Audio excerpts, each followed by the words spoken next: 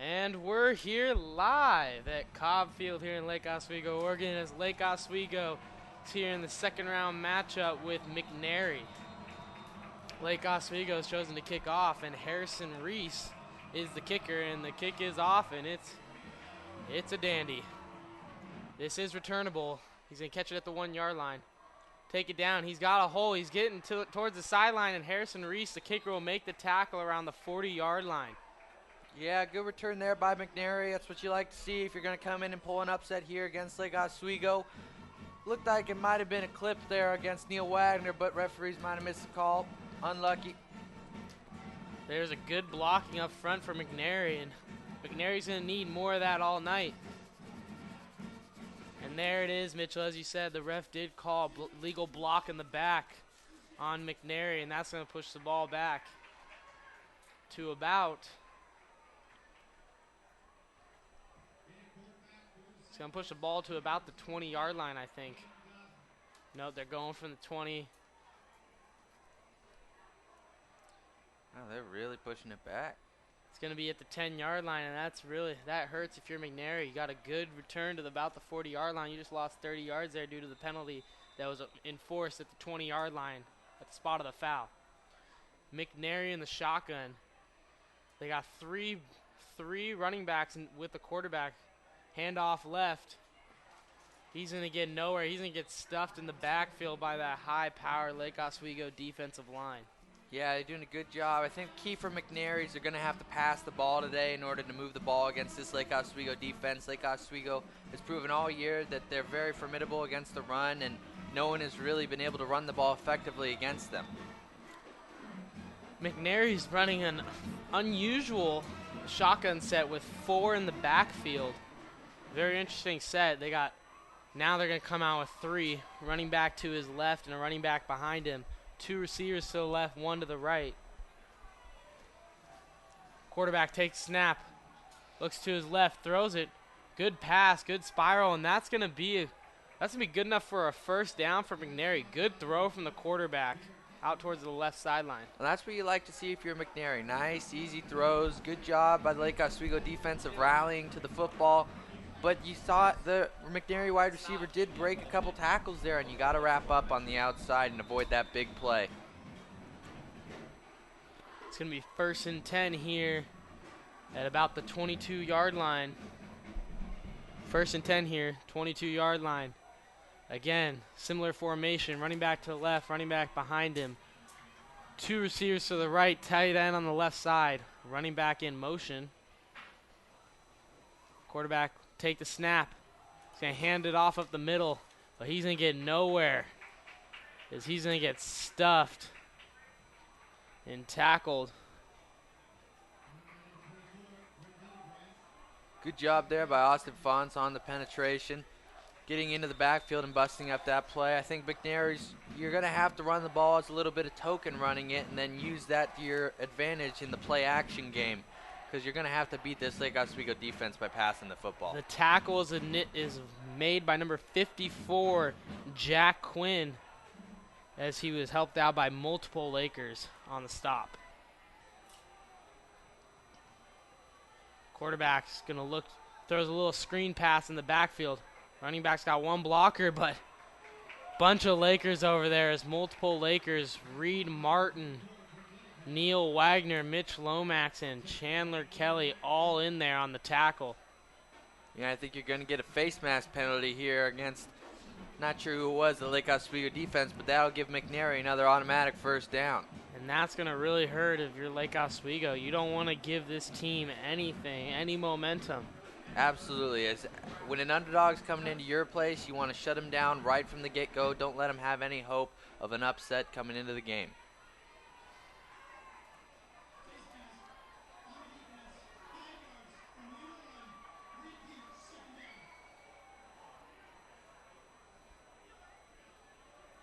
No, I think out of this 2 running backs in the backfield look you're seeing from McNary, with one of them to the side of the quarterback and one of them behind, I think later in the game you might see a little bit more triple option look where he'll read the defensive end on the first guy, and if the defensive end crashes down the line of scrimmage, he'll run option with the running back who's behind him, and you might try and see them use a little bit more misdirection to beat this Lake Oswego defense. McNary's going to hurry up to the line. Receiver on each side. Tight end left. Quarterback will take the snap, but I believe there's going to be a full start call. I think you're going to have to pin that one on the McNary quarterback. Didn't check and make sure all his guys were set, and for that you get a 5-yard penalty. It's going to be a delay of game on McNary, and that's going to push him back 5 yards, and that's going to make this second and about 11. Yeah, they came out of the huddle a little bit late and then tried to hurry up to the line, but couldn't quite get set and get the play off in time.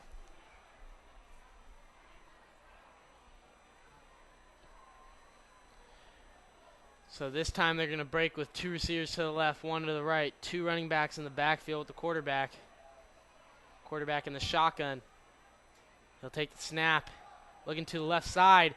Gets hit as he throws. He's going to throw it short and made pressure. Hit by Neil Wagner, who came in off the left end. Neil's been a great player for the Laker defense this year. Lakers love bringing him off the edge, as you saw there, on bringing pressure to the quarterback. He does a great job of beating the offensive lineman around the outside just with his speed and then getting to the quarterback and getting him to the ground. Neil Wagner got great penetration, was untouched and almost was able to get the sack, just wasn't there quick enough. Yeah, it's just good design by the Laker defense, bringing people up the middle so that Neil's free to come off the outside.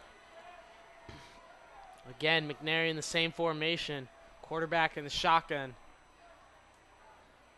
Quarterback's going to take the snap, fakes the handoff, looks to the left side, throws it in the flat to the running back, and he's going to get a good solid gain of about 8 or 9, and that's going to make this a 4th and short, I believe. Yeah, good play. You saw the play action there for McNary. They've been running the ball up the middle, but it does come up just short, and it looks like they'll bring out the punt team. Good stand there for the Lakers on defense. McNary will punt. They're in a punt formation on 4th and 2. They're trying to fool the Laker defense by setting up and maybe going for a fake, but Lakers weren't fooled. And the punt is a short line drive to Jack Anderson, who makes 1 miss, makes 2. He's cutting up the middle as he's tackled at the 39-yard line. Good return for Jack Anderson. Yeah, good job there, seeing it on the low punt. Picked up a great block on the edge by Chad Walker, which gave him that couple extra seconds in order to spur it up the middle there for the extra yards to give the Lakers good field position.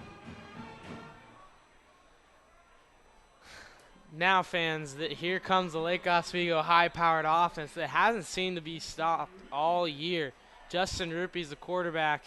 J.B. Holmes in the backfield with him, and you got Washington, Palomini, Anderson, and Griffin as wide receivers. And Anderson's going to get a screen pass to the left side. He's going to cut it outside. Great blocking ahead of him as Romello Washington just overpowers the cornerback over there. Great blocking on the outside by the receivers. And that's one of the keys that most people don't know about to having big plays on offense is you got to have your receivers blocking downfield. Don't let the secondary come up and make a play by just sticking their foot out and tripping him for a couple of yards. Allow the big plays to happen by holding your blocks. This time, Lake Oswego under center. Ruppy in the I formation. Underwood at fullback. Holmes in the backfield. Hand off to Holmes on the left side. He's going to cut it back up the middle. He's going to get a solid gain of about 7. But good blocking up front for J.B. Holmes. Got a cutback lane and went up the middle. Yeah, it was a great jump cut there, right there by J.B. Saw the lane, saw the hole closed a little bit late, but then found an opening for pick up a couple extra yards. I am noticing that they don't have any safety help over the top on Connor Griffin. It's only going to be a matter of time before they call the fade play to him in the back of the end zone, which has proved to be unstoppable this year. This time, Ruppy in the I formation. Griffin on the left side, Palomini on the right. They're going to motion Griffin up to the line of scrimmage. Lomax to the right side. Hand off to Holmes in the backfield, but McNary gets in there and tackles him for a loss of about 2. Great penetration by McNary. Great job by McNary, getting into the backfield, making sure that J.B. Holmes had nowhere to go on that play before he even had time to read where the hole was. I think the Lake Oswego offensive line needs to do a better job of picking up their blocks and make sure they know what their assignments are right now. Ruppy again under center. 2 receivers to the left. Palomini in the slot. Griffin on the far left. Spencer Anderson in the backfield this time. He's going to get a toss left, and he's going to get yanked down from behind. I'm surprised that there's no flag for the horse collar there. He got pulled down from behind. That's a very, very dangerous play there. Yeah, I'm surprised you didn't see a flag there. Generally, when you see someone on the offensive side of the ball go down in some sort of awkward position, generally there was a tackle that was not within the rules of play.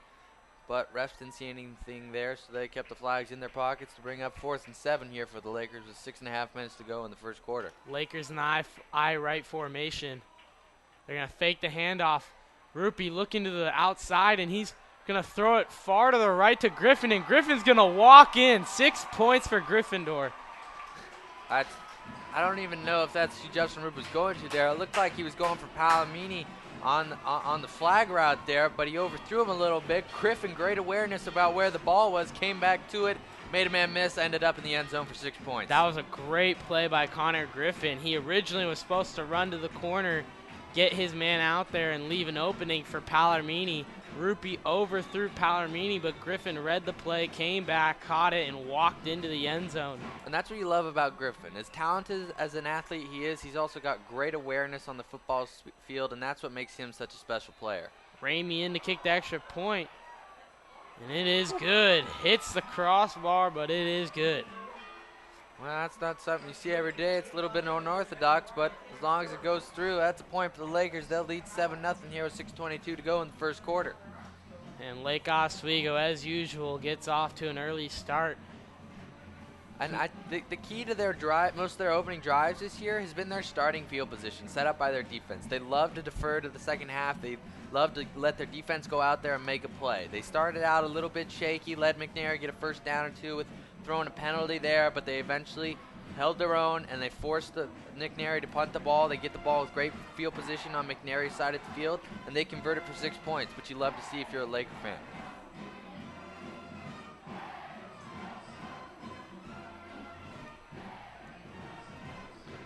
And right now it's early, but in the first quarter, Aloha and Glencoe's up 7-0 on Aloha, and if Glencoe is able to pull this out, that's a huge upset in the state of Oregon.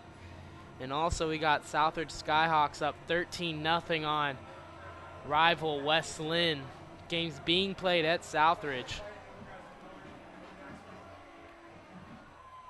And McNary's going to receive this at about the 3-yard line. This time doesn't have a good enough blocking, and he's going to get tackled at about the 18-yard line. Yeah, it was a good job there by the Lakers wrapping up. Saw a tackle there by Chad Walker. I think Neil Wagner's been a victim of a couple of blocking the backs. Didn't see any flags on that one, but he's held his own, made the tackle. I tell you what, I'd be pretty surprised if that Aloha score holds up. It is early, but once again, giving the other team hope there. But I expect Thomas Tyner to pull out a victory for the Warriors in that one.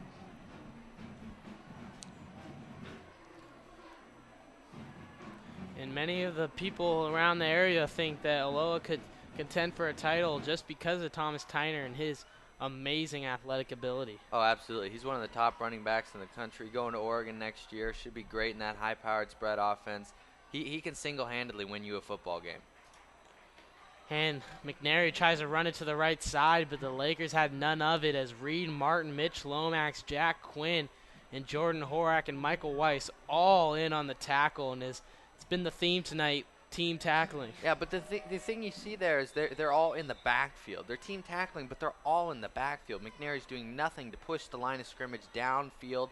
LO's doing whatever they want. They're winning the battle up front, and that's what you love to see if you're a Lake Oswego fan. And if I'm the McNary head coach, I'd start going back to the air because the quarterback's been looking pretty good, and when he's dropping back to pass, that's the only enough time you're able to get, and those are the only places you've been able to get positive yards. 2nd and 10, quarterback in the shotgun. Fake handoff, rolls out to his left, throws it to his tight end, and is drilled by Romello Washington, who lays the boom on the tight end. And the tight end comes up slow.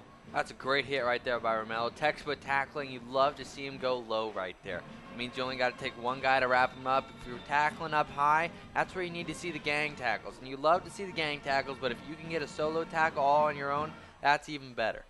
And going back to your point earlier, I think McNary needs to start throwing the football a little bit more. No one's going to be able to run the ball against this LO defense. They've been pretty formidable here through the air so far. I'd like to see them continue it. McNary in the shotgun, only one running back there this time. Two receivers to the right, one to the left. And it looks like Lake Oswego might have jumped over, but let's see if a player moved before that. And it will be on the Lake Oswego Lakers. Yeah, I think they got Spencer Anderson on a hard count there. Smart play by McNary, really, knowing that using Elo's aggressiveness on the defensive line against them. Use a hard count there on third down, try and make this 3rd and 7, mixes up the snap count, it goes through 3rd and 2. This is much more manageable now for McNary. And McNary's going to go back to 2 running backs back there. 2 receivers to the right. Fake handoff up the middle. Quarterback looking to the sideline. Great throw. But the receiver is not able to hang on. He had Nick Bunick all over him. That was a great job by Nick Bunick finishing the play there. In order to catch the football and it to be considered a catch, you got to catch it all the way through to the ground. Nick Bunick did a good job. Receiver got his hands on it, but he used his strength to stick his hand in there and pry the ball away before he could establish possession. Brings up a 4th down, and McNary looks like they're going to have to punt again. And McNary might be trying a trickery here. If you're the underdog, why not?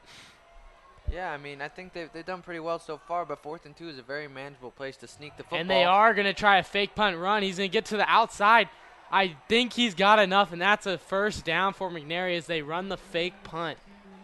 I mean, it's a bold move to call that on your side of the field, but it's not that risky a play, actually. Most people think it is. 4th and 2, though, that's pretty manageable when you're setting up to block a punt, and all you got to do is get to the edge and sneak up the field for 2 yards. That's a smart, safe call by the McNary coach right there.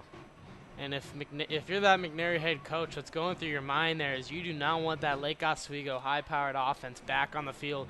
And this defense, you've been able to get some chunks of yards on them, and so you just want to keep your offense on the field and their offense off. McNary now 3 running backs back there at the quarterback in the shotgun. Quarterback's going to hand it off, going to the left. Running back's going to get up the middle and tackle by Jordan Horak with a good tackle after about 8 yards. Yeah, I think McNary's not afraid to play football here, and I think that's great if you're a McNary fan. I mean, it's only 7-0 Lakers here with 3.5 minutes to go in the first quarter. We've seen games this year where it's already 35-0 Lakers here in the first quarter. So they're still very much in this football game. They're chewing up clock, and I don't know if the Laker defense has had to stay on the field this long all year. Sure has been a long drive for this Lake Oswego defense, who's used to being right off the field because they're so good. But quarterback takes a shotgun snap, and great tackle. Michael Weiss gets great penetration right at the snap. He's able to catch him in the backfield and trip him up for a 1-yard loss. That's a great call there by the Lake Oswego defensive coordinator. He saw that McNary's starting to have a little bit of success running the football, so he brought a couple of linebackers on the blitz up the middle. Fortunately, Michael Weiss is able to sneak into the backfield and make a play on the football. Still, though, brings up a very manageable 3rd and 2 for McNary. You'd love to pick up the 1st down here. Just keep the chains moving. That's all you got to do. Keep the ball out of Lake Oswego's hands. McNary again in the shotgun, 2 to the left, 2 receivers to the right. Oh, and the running back moved in the backfield, wasn't on the same page, and he knew it right away. Yeah, you can't have that if you're McNary. You need to avoid penalties at all costs. That's a huge one. You go from the Lake Oswego defense doesn't know whether you're going to run for the easy 2 yards or pass the ball. Now you're going into a 3rd and 7, a sure passing situation. Much more difficult to convert here against this Laker defense.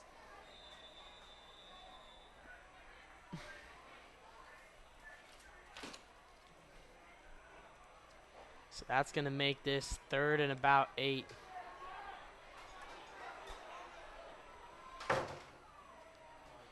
McNary in the shotgun, 2 receivers to the right, 2 to the left. Lake Oswego only 3 down linemen. Quarterback takes a snap, looks to his right, throws a screen pass back to his left. They get to the outside. He's got a blocker in front of him, but Jordan Horak on the tackle. After a big gain for McNary, Jordan Horak was the last line of defense and was able to bring him down. That's a great job there by Jordan Horak right there, using the sideline as another defender. He played his angles perfectly there.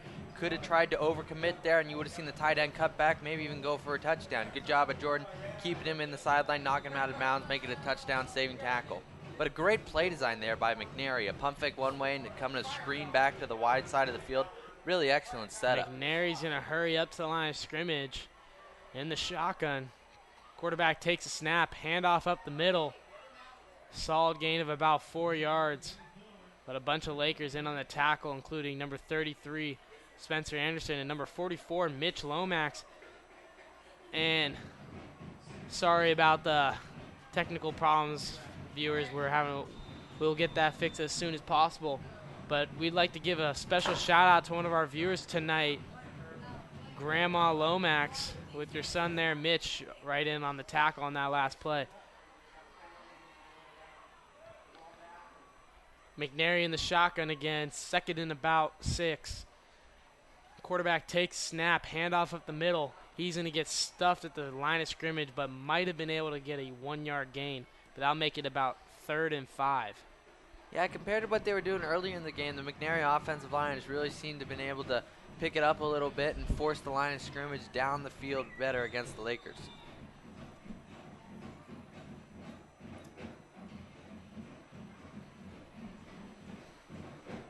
McNary breaks the huddle in the shotgun. 2 receivers to the right, 1 to the left. Lake Oswego, 3 down linemen. Throws to the left sideline, McNary quarterback, but overthrows just a little bit too high. Tried to hit his receiver on the out route just past the first down, but wasn't able to get it. Yeah, it was good coverage right there by Nick Bunick. Good job making sure you're the deepest man on the field right there. A little 5-yard out by the McNary receiver. Saw the ball in the air, made a break on the ball. Ball was too high. Good coverage.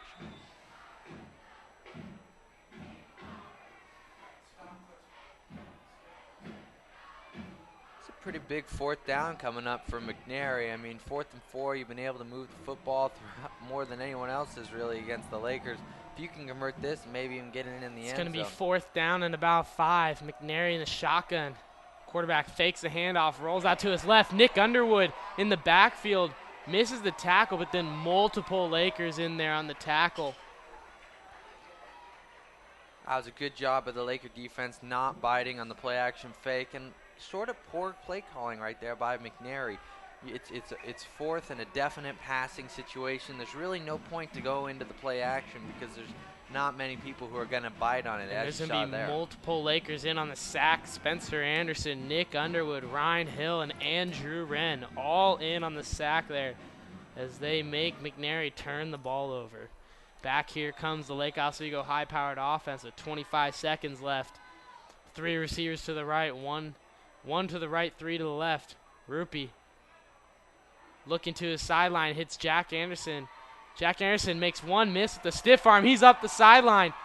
And he's going to get tackled about the 40-yard line, but great yards after the catch by Jack Anderson. Well, that's what you like to see from Justin Rupee. Great read there, going through his progression. Saw that there was nothing downfield.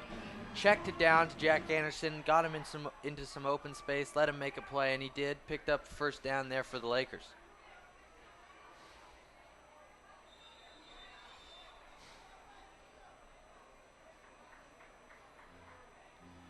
Rupee again in the shotgun, this time 3 to the right, 1 to the left. Griffin isolated on the left side. J.B. Holmes in the backfield with Justin Rupee.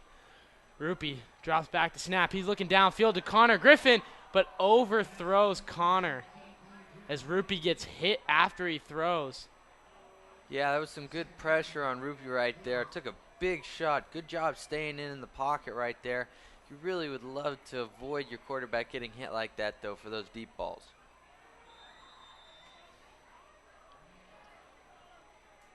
Connor Griffin did have his man beat, though, so it was a good read by Rupee. Just didn't have the time he needed to make an accurate throw.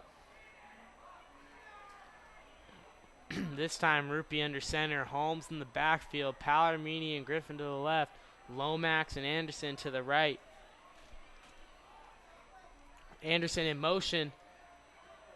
Rupee's going to fake the reverse, hand up to Holmes up the middle.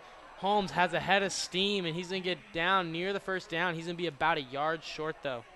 That's a great play design there by the Lakers. Jack Anderson, very fast, coming in motion. You might think they might give it to him on the fly sweep.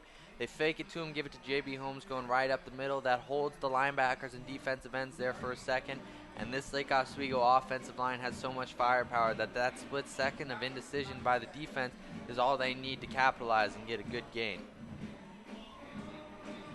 And that's going to be the end of the first quarter here. Lake Oswego up 7-0 and driving.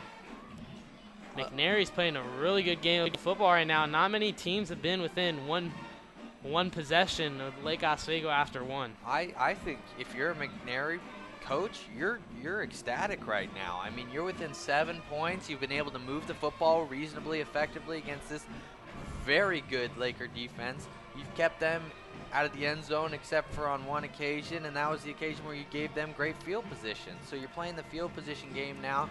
You drove the ball down. Now you're making Lake Oswego have to drive the ball a lot further than they did on their last possession, and they're forcing them into third down situations. So if you're McNary, you're very pleased with how this game is going so far. Yep, and Lake Oswego will have the ball at about the 32 of McNary. But McNary, I think, is the only team other than Southridge that has been within one possession. And so that Southridge game was a close game throughout the whole way, and so this might be another one of those.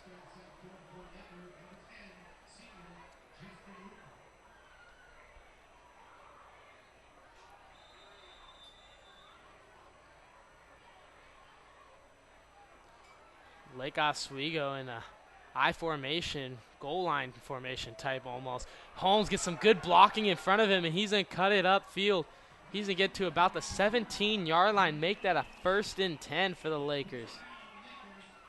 I picked up some good blocks on the outside right there. Good job of the Lake Oswego offensive line of getting to the second level, picking up those linebackers, and allowing J.B. Holmes to get downfield. Great blocking by that left side, and Reed Martin and Reed Penny both getting great blocks in front of J.B. Holmes, allowing him to run up the middle. Lake Oswego in the I formation. This time, Griffin to the left, Palomini to the right. Underwood in the fullback. Holmes at running back. Holmes gets it up the middle. Holmes got great blocking in front of him. And he's going to get down inside the 5-yard line. And that's going to make this a 1st and goal.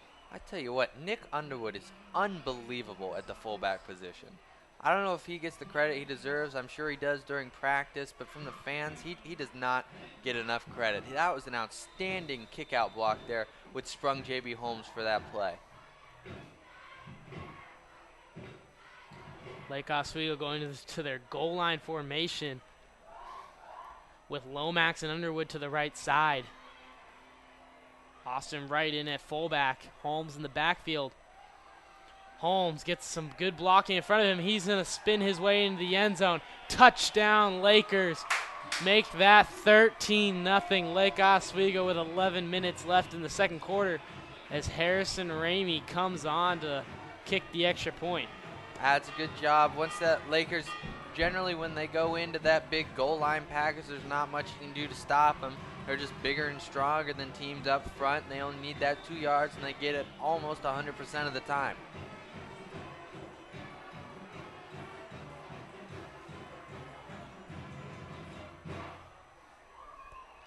And Horak to hold. Horak takes a snap. Ramey, low kick, but right down the middle, and it is good. Good job there by Harrison Ramey getting the kickoff quick. I do think he is a little bit slow to the ball right now, but that can be worked on in practice. He is replacing the injured Griffin Graves for PATs. Harrison Reese is taking over for Graves on the kickoffs, as you've seen earlier. I think the kicking game is something that could be an issue for the Lakers as they go down the road here in the playoffs. Those points become crucial in the games that are a little bit closer than some of the ones that Lake Oswego has played this year, and making those extra points become really big when you're playing the likes of an Aloha or a Jesuit or a Central Catholic.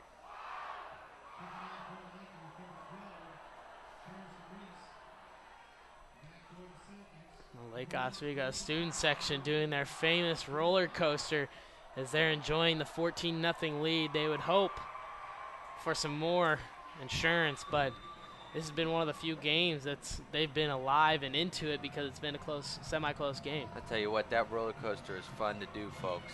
If you haven't tried it, you should get in on that action. It is fun stuff. Next time I recommend you're at the Laker game, try to put on a disguise, find your way. Oh, McNary with some trickery. They throw it across field, and they're going to get down to across the 50.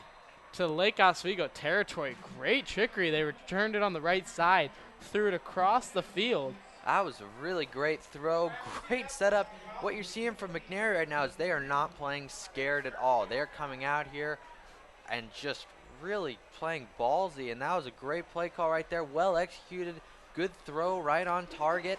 I mean, this is great starting field position for McNary. They might be able to even sneak it into the end zone if they can move the ball like they did on their last possession. But as I was saying, folks, if you're able to sneak your way into the student section, I recommend it when that roller coaster happening. Maybe not other times, but for that roller coaster, it's worth it. McNary in the shotgun. Handoff to the left side. Going to get a solid gain of about 7 yards. Yeah, McNary's doing a good job of pushing the pile up front, and they're picking up that extra 1 to 2 yards after contact.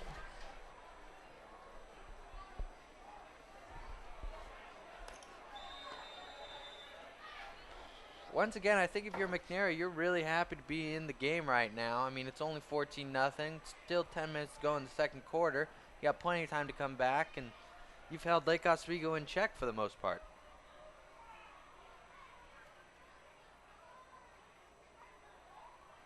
McNary in the shotgun, handoff up the middle to left side.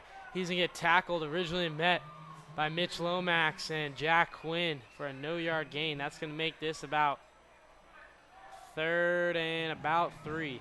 I think what you're seeing McNary doing here, which is really starting to throw the Lake Oswego defense off, is they're really switching up the snap count a lot. You're seeing them go on 2 a lot more. Not many teams have done that this year against the Lakers, and I think that's really starting to throw them off and helping them to avoid penetration by the Lakers into the backfield. McNary in the shotgun again. Clock ticking down inside 9.5 minutes. Quarterback throws it to the running back out in the flat. Mitch Lomax with great pursuit over there is going to tackle him for a 1-yard loss. Hope they didn't call him for a horse collar as he did grab the back of the jersey. Yeah, it's a great play right there by Mitch Lomax. I think McNary, they're trying these little bubble screens to the running back that are delayed, but they're trying to beat you to the outside with them, and I think that Lake Oswego's defense just has too much speed for them to try and beat them side to side.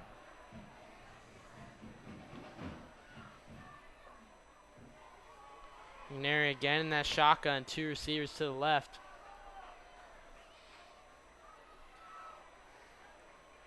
Quarterback takes a snap, low snap, looks to his left, throws it towards the sideline. Just a little overthrown though, as Jordan Horrock and Chad Walker were both in on the coverage. Great coverage right there by Chad Walker and Jordan Horrock. Nothing there, nothing for the quarterback right there. He was just at internal clock in his head, really started ticking with this great Lake Oswego defensive line, and they turn it over. Lake Oswego takes over inside McNary territory. Oh, I beg your pardon. On the 45-yard line of Lake Oswego. Still excellent starting field position here with 8.5 minutes to go in the second quarter. Okay, now Lake Oswego has the ball as McNary went for it on 4th down.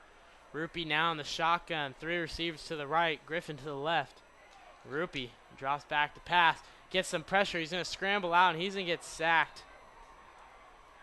Yeah, that might have been a coverage sack there, although I think he might have been staring down his favorite target, Connor Griffin, on the side a little bit. Was waiting for him to break open, didn't have the time he needed.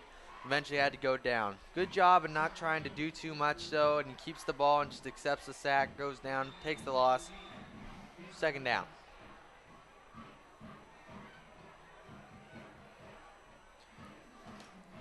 Lake Oswego breaks the huddle. Griffin to the left side, Palomini to the right, Anderson in the slot, J.B. Holmes in the backfield with Justin Rupee. Rupee's going to take the snap from Kyle Peterson, pressure in, and the screen pass will now work. On the screen pass, you usually let some of the players from the left side go because the linemen are going to get out in front of the running back, but it seemed like J.B. Holmes or Justin Rupee, one of them just wasn't able to get out of the middle in time to get the play off. Well, what I think you saw there was J.B. Holmes kind of got caught up in the backfield. He got hit. Some of the linemen let their men through a little bit too quickly. They were able to chip J.B. Holmes coming out of the backfield. That threw off the timing of the play right there, which is why you saw the result that you did. Rupee in the shotgun, Anderson in the slot, Griffin to the right, Palomini to the left. Anderson gets hit on the out route, breaks one tackle, and he's going to get his way towards the first down. I think he might be a yard short, and yes, they spot him just short of the first down. They might even call for a measurement here. I think he's going to be just about a yard short, which should bring up 4th down for the Lakers. That's a great throw right there by Justin Rupee, though. Good timing on the out route with Jack Anderson. Good connection right there.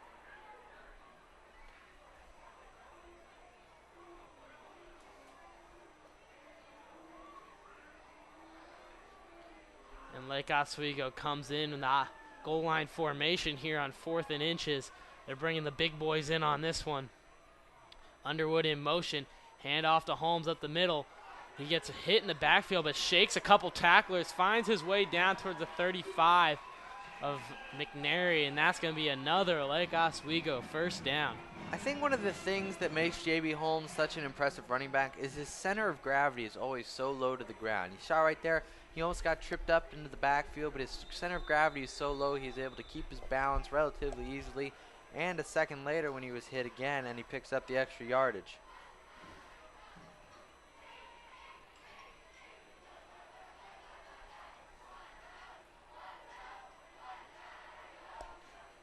Rupee rolls out to his right, throws it to Holmes, who's going to try and cut back. He's going to get a gain of about 5 yards there.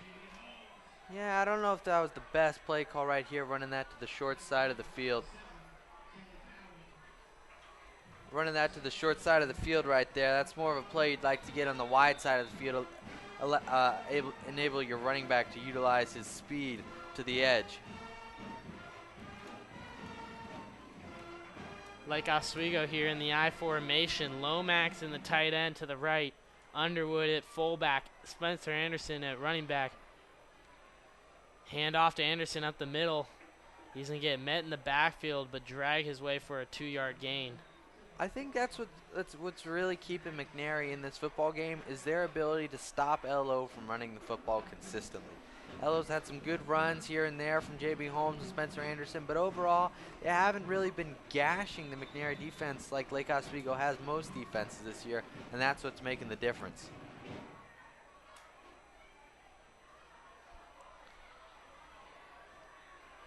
Rupee in the I formation again. Griffin to the right side. Palomini to the left. He's going to hit Palomini with a high throw, but Palomini reels it in, and that's going to be a Lake Oswego first down. That's great timing right there. Good catch by Palomini going up and getting it. Not a great throw by Justin Rupee, but a catchable football nonetheless. Pals makes the catch for the Lake Oswego first down. And for a score update, Westland is down 28-0 at the end of the first quarter, as it looks like Southridge, who's a contender for the title this year, is just putting it on Westland. Yeah, high-powered offense always means you're in the football game. And Glencoe is tied at 14 in the second quarter with Aloha. Spencer Anderson's here to the right. He's going to bounce his way out. He's going to find his way into the end zone. He lost the ball, but let's see if he crossed the plane. And they said he did fumble it, and that's going to be a touchback for McNary. Very unfortunate. Wow, that's a big call right there by the umpire. Let's see. They're discussing it now. Let's see what they rule. Looks like they're talking about it.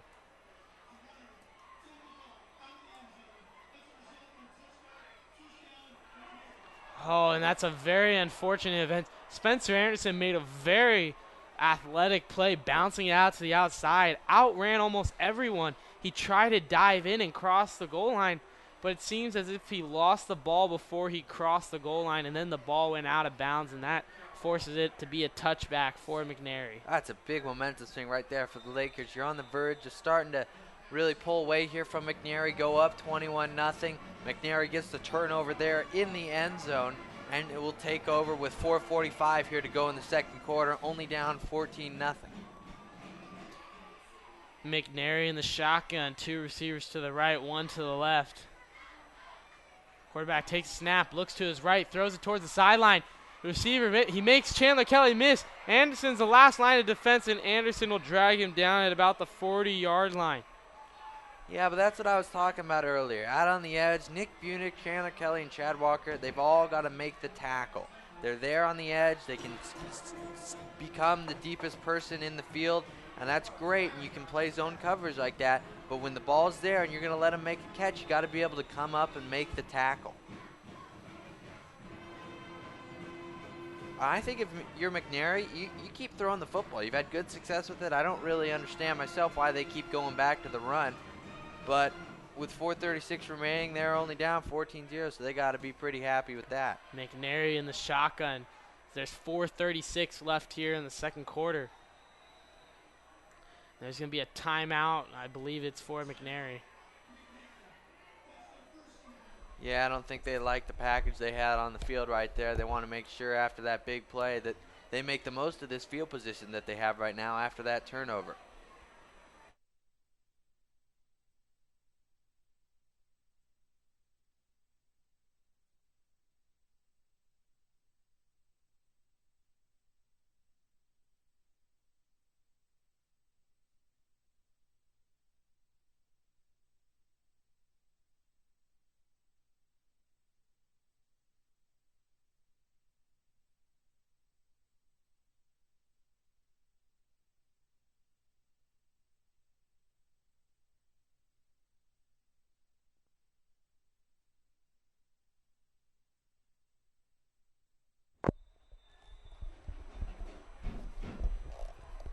McNary breaks the timeout.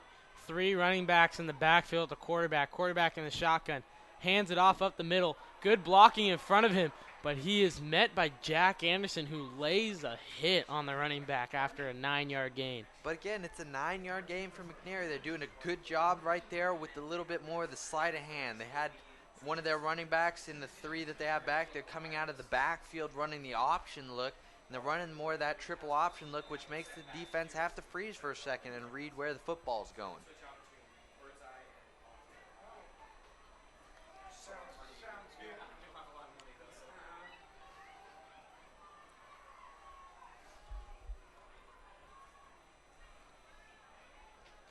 McNary in the shotgun. Looks to the right side, throws it to the sideline, and it's completed for another McNary first down. They're driving here, and they're into Lake Oswego territory. Yeah, I think they're using some really nice, just simple play calling, simple out route right there. They're using the fact that Lake Oswego's playing a lot of zone coverage. You'll see cover 3 a lot with Chad Walker, Nick Bunick, and Jack Anderson back over the top. But that means their role in that defense is to not get beat deep. They need to be the deepest men on the field, and that allows for those underneath throws that McNary's executing right now. McNary again in the shotgun, running back to his left and behind him. Receiver to the right and left. Quarterback takes a snap, handoff up the middle. He's going to bounce it out to the left side. Jack Anderson and Chad Walker, though, are going to bring him down just inside the 20-yard line. That's going to make McNary in the Lake Oswego red zone. It's a good job right there by the McNary offensive line of getting a good seal block on the ledge, allowing their running back to use the wide side of the field, use his speed, get to the edge, and pick up a solid 6 yards there on first down. I think if Lake Oswego's defense needs to do a better job of getting more penetration right now into the backfield. This is too easy for McNary to drive the ball right down the field right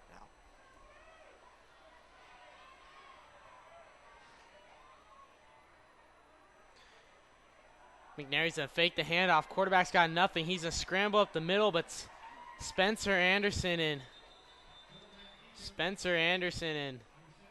I believe it's, Spencer Anderson and Reed Martin in on the tackle there to bring the sack. Yeah, it looks like there's a flag on the play too. Probably going to be holding against McNary, which should push him back. And it is. It is going to be offensive holding. That's going to move him back about 10 yards. Yeah, that's what happens on those scramble plays. When the quarterback gets out of the pocket, the offensive lineman, their job is to protect the quarterback, and when the quarterback moves from where they think he's supposed to be, well, then they got to do whatever they can to protect the quarterback, and that's where you see those holding calls happen. McNary, 4 in the backfield, receiver on each side. Quarterback's going to take the snap. He's going to look to the right side. He's going to hit his receiver on the out route, and Chad Walker will make the tackle after a gain of about 8. Yeah, it's a good pass by the McNary, but a great tackle there by Chad Walker outside on the edge. Good job coming up, wrapping up, making sure there's no extra yardage. That's going to make this 3rd and 8 for McNary. And the Lakers are up 14-0 with about almost a little over 2 minutes left here in the first half. McNary stayed in this ball game, and it's been one of the closest games Lake Oswego's played all year. I think that's pretty surprising to see from the Lakers. I think they weren't really expecting to have to play this much this early, and we'd like to see them pull away and here in a little bit. McNary's going to get a full start, and it seems like this drive, the whole thing that's been keeping them from the end zone is themselves. Yeah, I think they've really been able to move the ball down nicely. Those little 5 to 7 yard out routes against this cover 3 the Lakers keep running. I mean, they've been doing a good job moving the football, but then they've had a holding penalty, a couple of false start penalties. I mean, they're just moving backwards every time they start moving forwards, and you can't have that if you're going to pull off an upset here at LO. McNary will break the huddle. It's about 3rd and 12, but there's going to be a timeout, Lake Oswego.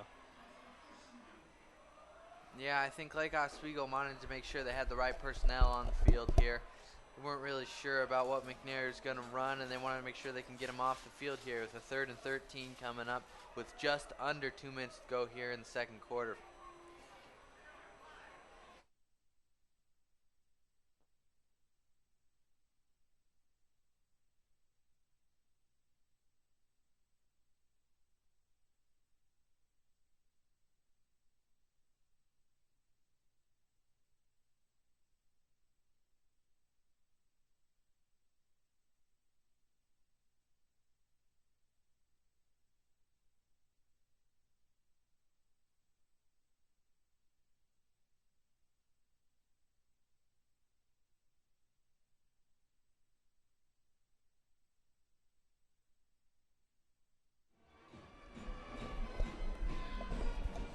McNary breaks the timeout in the shotgun.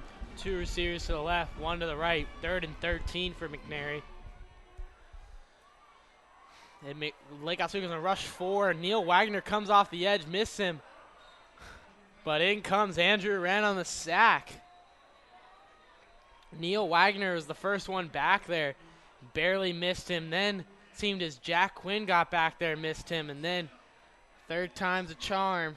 Andrew Wren gets the sack. Yeah, it seems like the Lakers really like bringing Neil Wagner with pressure off the edge when they're in the big down. He's a great job of coming in unblocked and making the quarterback feel uncomfortable in the pocket.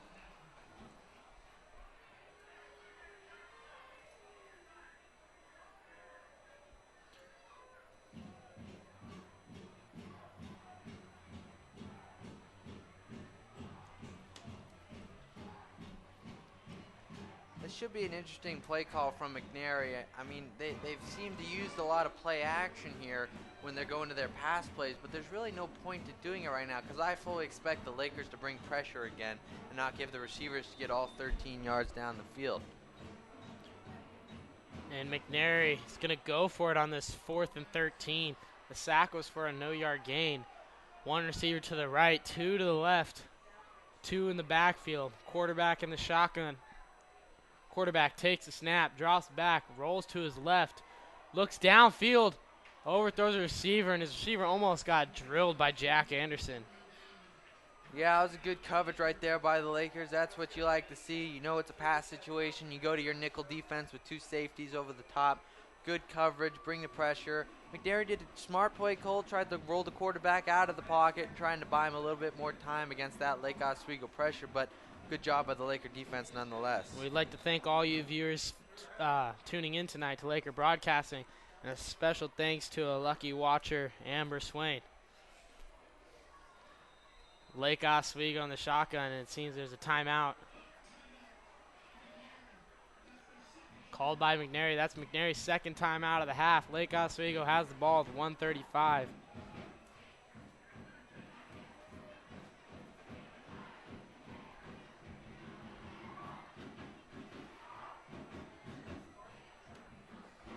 But again, thanks to all you viewers tonight, and special thanks to Trevor Moore for this lovely broadcast here of the 2nd round of playoffs between Lake Oswego and McNary.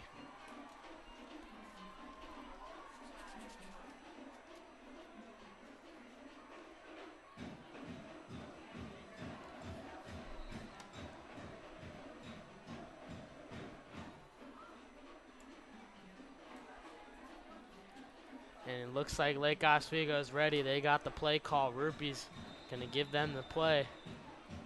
Lake Oswego is going to break into the shotgun. It looks like they're going to try and attack McNary, maybe get another score before the half. Rupee's going to take the snap. Runs a little draw play to J.B. Holmes. J.B. Holmes got great blocking in front of him. Almost was able to break it off, but that's a good gain of about 15.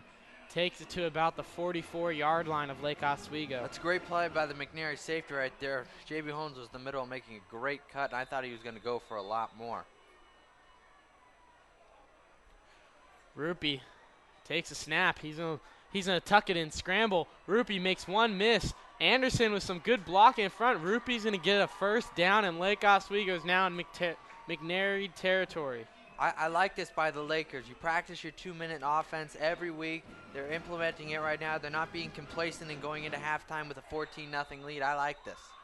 Rupee in the shotgun again. Rupee drops back to pass, throws it to Griffin on the sideline. Griffin's going to get downfield. Griffin's down the sideline. And Griffin's going to get to about the 10-yard line.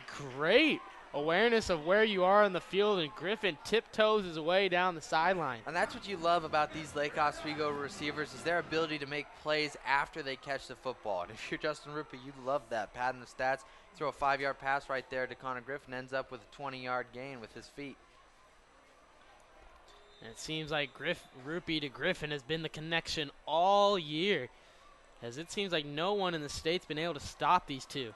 Well, he's just such a great combination of height and speed and really good hand-eye coordination. I'd be surprised if you could find a corner that could match up with him. And Rupee in the shotgun, Holmes in the backfield with him. Rupee gets pressure, and he's going to get sacked. That's going to bring the ball back to about the 15-yard line. And the clock's ticking down just inside a minute, 50 seconds left here as Lake Oswego is trying to hurry up and get a play call. Lake Oswego does have one more timeout left. I think they got enough time here. 40 seconds to go 9 yards. I'd be surprised if they didn't throw a fade here to Connor Griffin. Maybe a pick route here with Nick Palomini on the edge. Griffin is in the slot this time. It's a screen pass to Washington on the sideline. He's got a block in front of him. Makes one miss. Oh, and he fumbles it. It's on the carpet. Oh, and Romello Washington fumbles it, and the Lake Oswego Lakers lose the ball.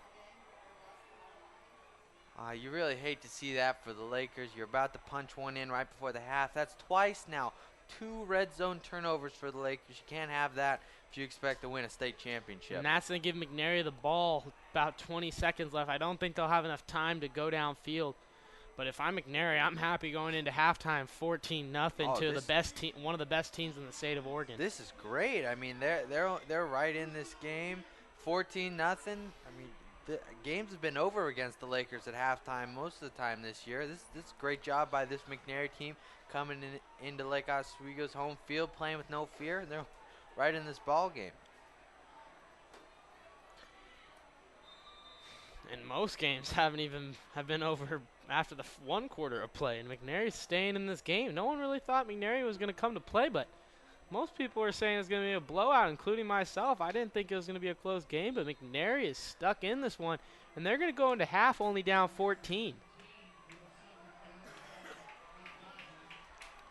But folks, that's going to be the end of one half for the second round of the Oregon playoffs. Lake Oswego 14-0, and you're watching Laker Broadcasting. And I do not think that Coach Corey is going to be very happy with this score going into halftime, only up 14-0. I think his guys kind of expect to come out here and just roll over this McNary team, and I think they've surprised some people, and he's going to have a word with them at halftime. Should be a good second half to watch. Couldn't have said it better, Mitchell.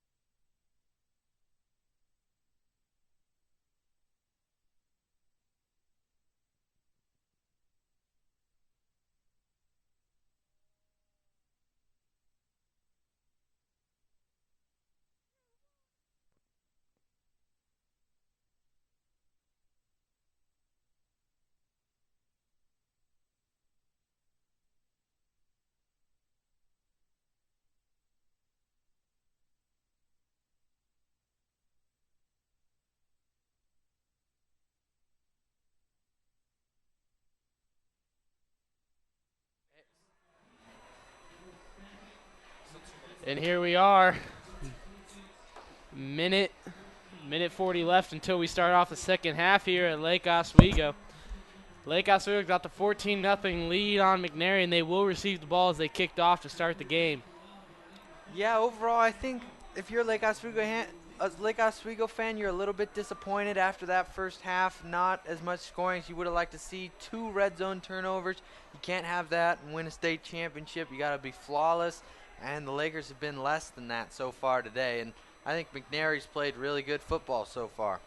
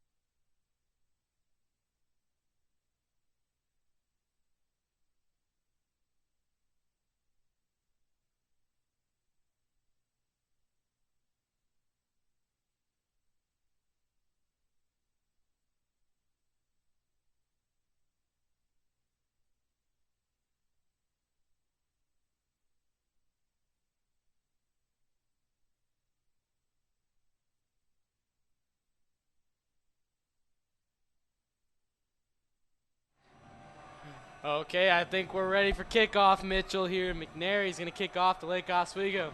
Number 8, Romello Washington, and number 2, J.B. Holmes back to return for the Lakers. And McNary's off. And it's a short kick to Romello. He'll be receiving about the 20. And he's going to get tripped up and find his way to about the 34-yard line. Pretty good starting field position here for the Lakers to open the second half. But I think what you're going to see out of the Lake Oswego offense is you want them to come out and be aggressive. They look not really timid there in the first half, but they had those 2 turnovers in the red zone, which really hurt them. They could very well be up 28-0 right now. It's only 14 here to start the second half.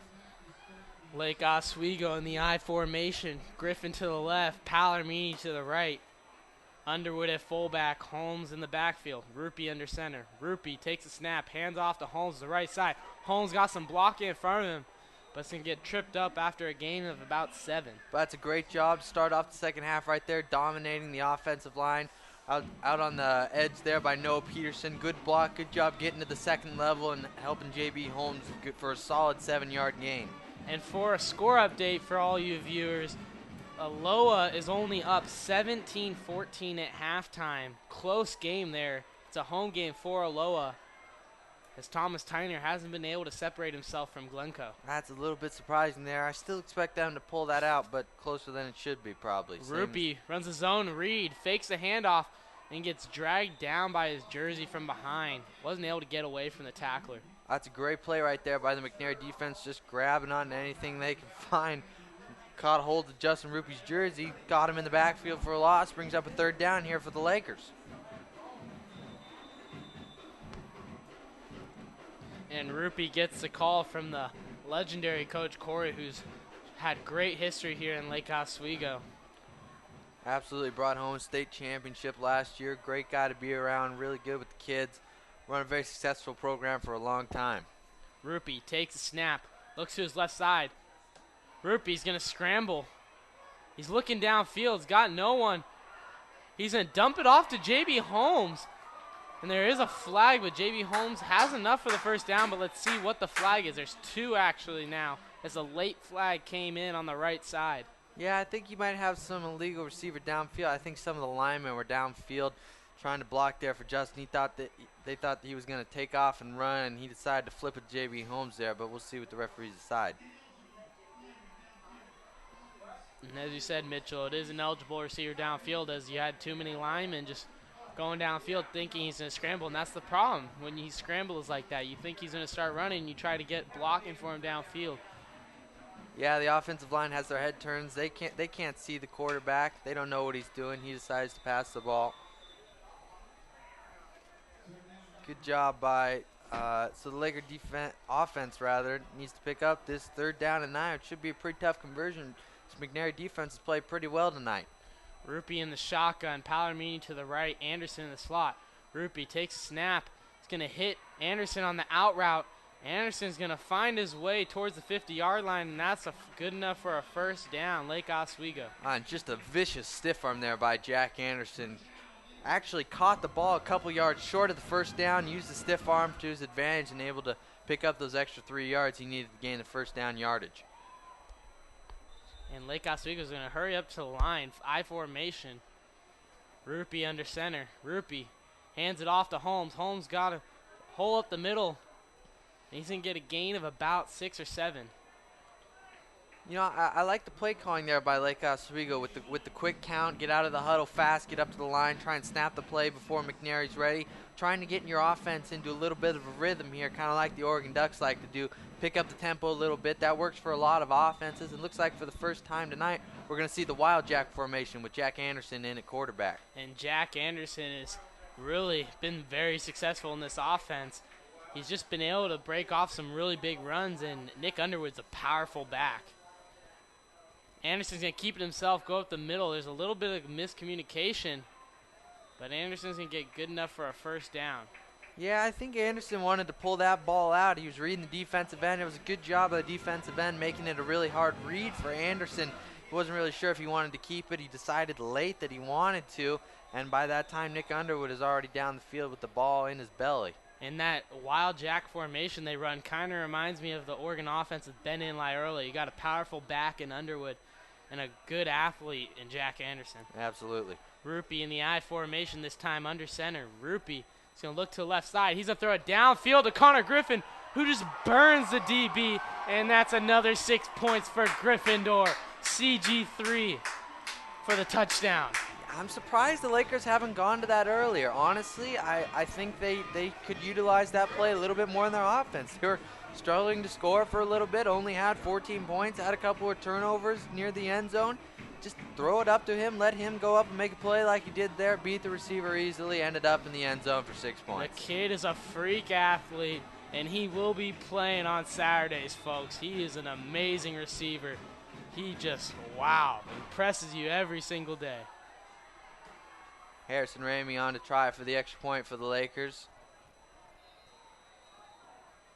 He's going to be wide left on the kick, but Lake Oswego gets up 20-0 here as they attack quick. 8:46 left here in the 3rd quarter. That's what you like to see out of the Lakers offense coming out of halftime. Use that explosive play that was missing really in the 1st half. There was a couple of times where it looked like they were one missed tackle away from breaking a big one, couldn't quite pull it off. They really used the explosiveness. And we'd like to give our shout out to 3 of the cheapest men that I know. My father, who is listening currently in California, with his 2 college roommates, Bob Lally and Mike Walter. Thanks for tuning in, guys. Give me a slow clap, Bob. Solid inside joke there. Funny story that goes along with that. But the Lakers will be kicking off back to McNary, up 20-0. I think a little bit more swagger coming out of the locker room right there you saw from the Lakers. They needed to prove that they're the better team here, and I think they established a little bit more of that dominance on that drive.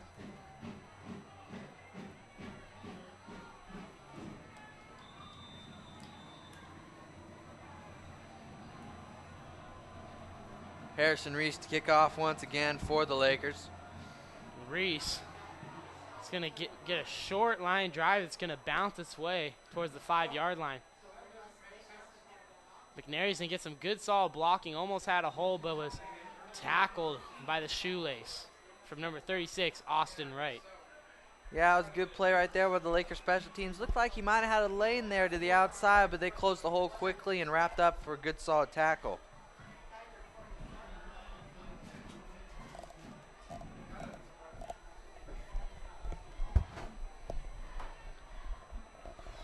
If you're McNary now down 20 points, I think one of the big things is you're really going to have to start passing the football first rather than getting into passing situations and then throwing the football. Lake Oswego's defense is too good to try and run against. I think McNary figured that out in the first half. McNary in the shotgun formation. 3 in the backfield. Quarterback's going to fake the handoff, roll out to his left. Looks for the man in the flat, but Romello Washington is all over him, and Romello will drag him down. Great play right there by Romello. Good job wrapping up in the flat against the bigger tight end who was coming out against him.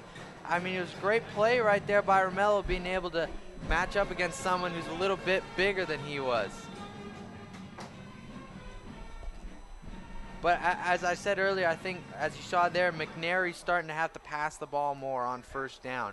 Didn't pick up much there, but it's gonna keep the Lake Oswego defense a little bit more on edge.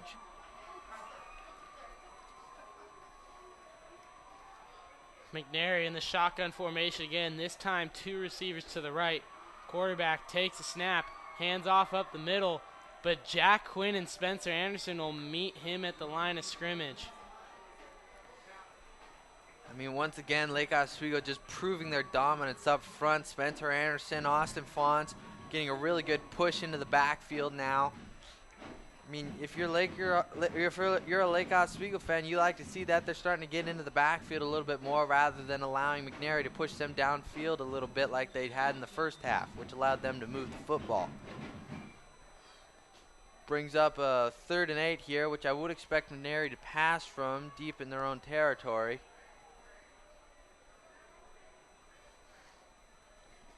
McNary again in that unique shotgun formation. Quarterback takes a snap, low snap. Quarterback looks toward the sideline. Pass is tipped by Spencer Anderson as he was looking for his running back on the left side, but Spencer Anderson able to get a hand on that and cause a deflection. Yeah, it was a good job by Nick Bunick of actually taking out the receiver who was behind that play after the ball was deflected. Most people forget that after the ball is deflected, you can do whatever you want to the receiver and you won't get called for a pass interference penalty. Smart, intelligent play there by number 5, Nick Bunick.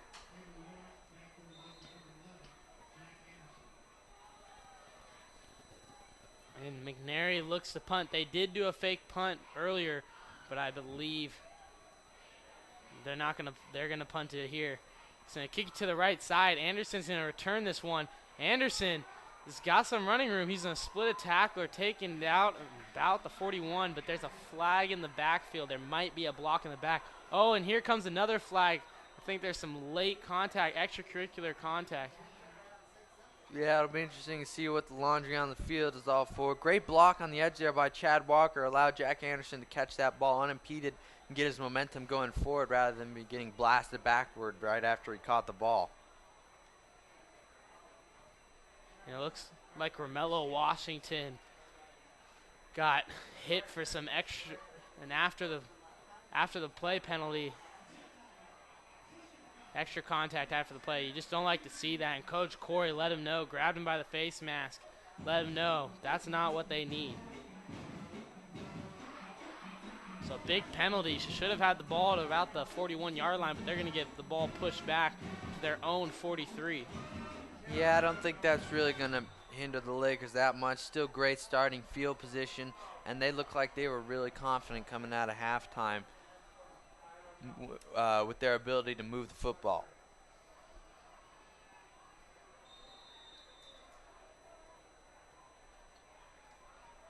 Rupee under center, I formation, 2 to the left. Rupee's going to hand it off to Holmes to the left side. Holmes up the middle. He's going to find his way towards the first down, but I think he might be a couple inches short. Yeah, but you're really starting to see this Lake Oswego offense gash this McNary defense. In the first half, they were not quite as consistent running the football, and that forced them to pass underneath a lot, and that kind of limited them on their usually very plentiful explosion plays. And you're starting to see them get a little bit more consistent with running the football. I think they'll have an impact on them being able to put the ball in the end zone this half. They're going back to the Wild Jack formation. Anderson in at quarterback, Underwood back there with him. They're going to run a power left. Anderson up the middle. He's got some blocking, and he's going to find his way down towards the 23-yard line. Great running by Jack Anderson. Yeah, but it looks like there are 2 flags in the backfield. I think might have a penalty that'll bring this one back for the Lakers.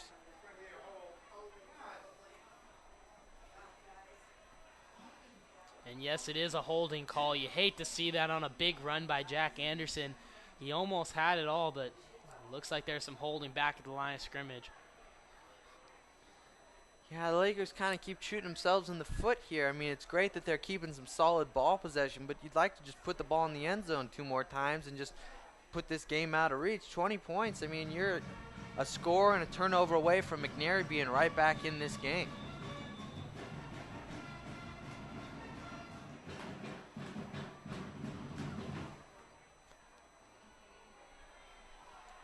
Again, they go back to the wild jack. Anderson is going to roll out to his left. He's going to look to pass.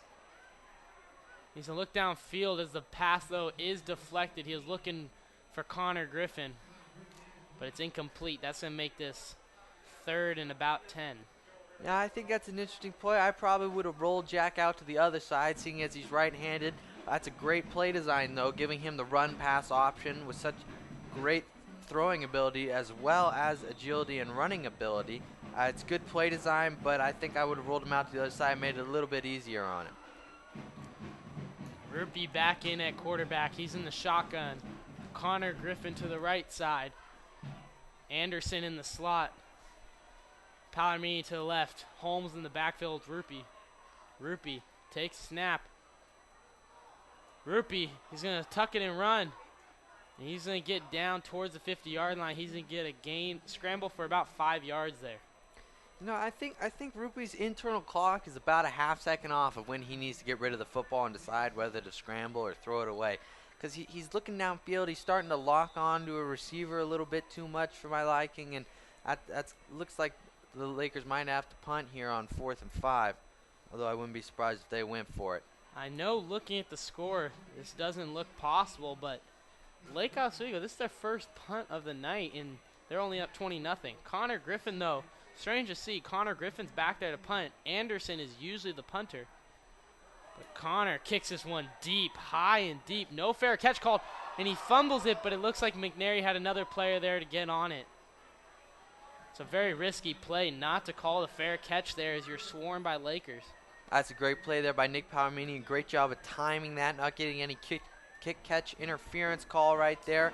Good job sticking the hand in, making it hard for him to hold on to the football. McNary very fortunate they recovered. They still haven't turned the ball over, which has been pretty impressive by this ball against this ball-hawking Lake Oswego defense. So if they can avoid the turnovers, that's nice. But eventually they're going to need to put the ball into the end zone. And here comes McNary. They're going to have the ball at about the 15-yard line. They're in the shotgun formation. Receiver to the left, 2 to the right.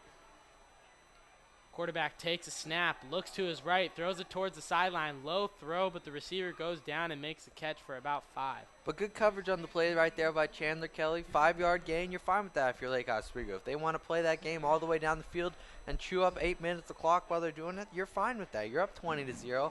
You just got to avoid the big-time plays for the scores, and I think that's what Lake Oswego's doing on the defensive side of the football right now. And for a score update, Southridge is up 35-14 on Three Rivers rival West Lynn at half. And Aloha and Glencoe are just about to start the second half, still 17-14, and we got a close one there in Aloha. Quarterback drops back, tries the screen pass, but a great play by Mitch Lomax. The man-child comes in and makes the play. Oh, it's just a beautiful thing to see when you read the screen. Great job by Mitch, not over pursuing, seeing that the linemen were letting them through, reading the screenplay, finding the running back and finding a lane to him, and laying just a huge hit onto him. Great play by senior linebacker Mitch Lomax. And Lomax may be a name you've heard of, folks. He has a Pro Bowl dad who was a quarterback at Arizona, and all of his brothers have been quarterbacks through the Lake Oswego High School, and football just runs in the blood, but Mitch is a different breed of Lomax. Absolutely. He was not gifted with the touch on the football that his brothers were. He's a little more of go find the football, take the football, and put the football in the end zone more mentality. Oh, and it looks like there's some early movement on the offense there.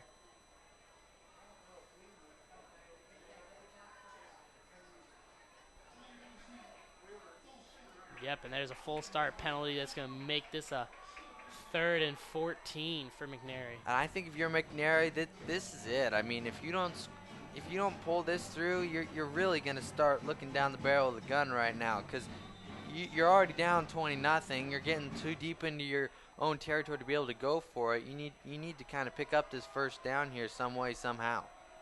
McNary in the shotgun formation, 2 receivers to the right. Quarterback drops back to pass, looks downfield, throws into triple coverage. 2 Lakers run into each other, Anderson and Kelly, but they both deflected, and that's going to cause us a 4th and 14. And McNary, you have to punt because you're so deep, but as you said, Mitchell, this is not looking good if you're McNary. No, absolutely not, but great coverage on the play there by Jack and Chandler Kelly.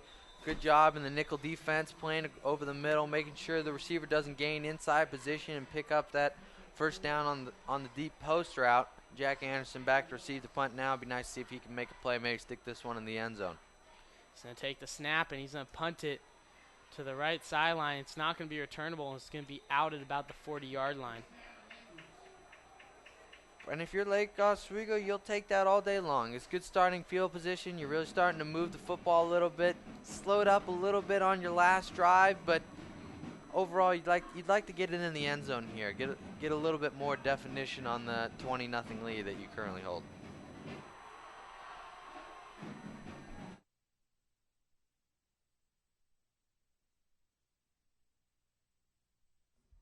Okay. And Rupee in the shotgun. Holmes in the backfield with him. Rupee looking downfield's got Griffin again. Just beats his player, and it's Griffin again. Griffin. Oh, and they're going to say he's out short. I disagree with the call. Griffin was looking for his 3rd touchdown on the day, and the middle official's going to come over and talk to him because I do not agree with that call. I am also surprised, and the official seemed to be a little bit out of position there to make the call he made. He was behind the play. He got deep. Obviously, Connor Griffin has a little bit more speed than he has, but he was still out of position, and it seemed to affect his judgment on the call. I still fully expect Lake Oswego to punch this one in here, but they have had 2 turnovers in the red zone so far, so you'd like to stick it in.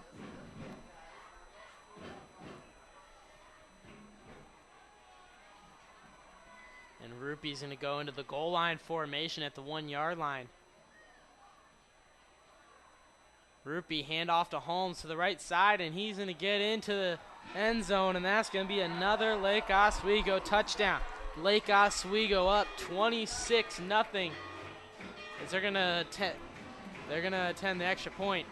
Once again, great kick-out blocks there by Austin Wright and Nick Underwood, clearing the way for J.B. Holmes to find a way into the end zone, punch it in for 6 points for the Lakers.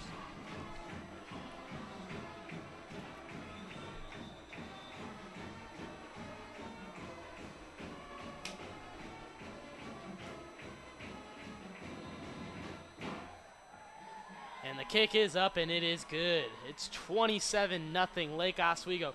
2:33 with a quick attack. Scored in almost 20 seconds. Yeah, that's what good field position does for you. Connor Griffin with the explosive play, using the play action to their benefit. And I think you're seeing a little bit more aggressive Lake Oswego team here in the second half. Now up 27-0. You're feeling a little bit more comfortable than you were at halftime with the 14-0 lead. You'd still like to put one more in and really put this one out of reach, but 27-0, there's nothing wrong with that.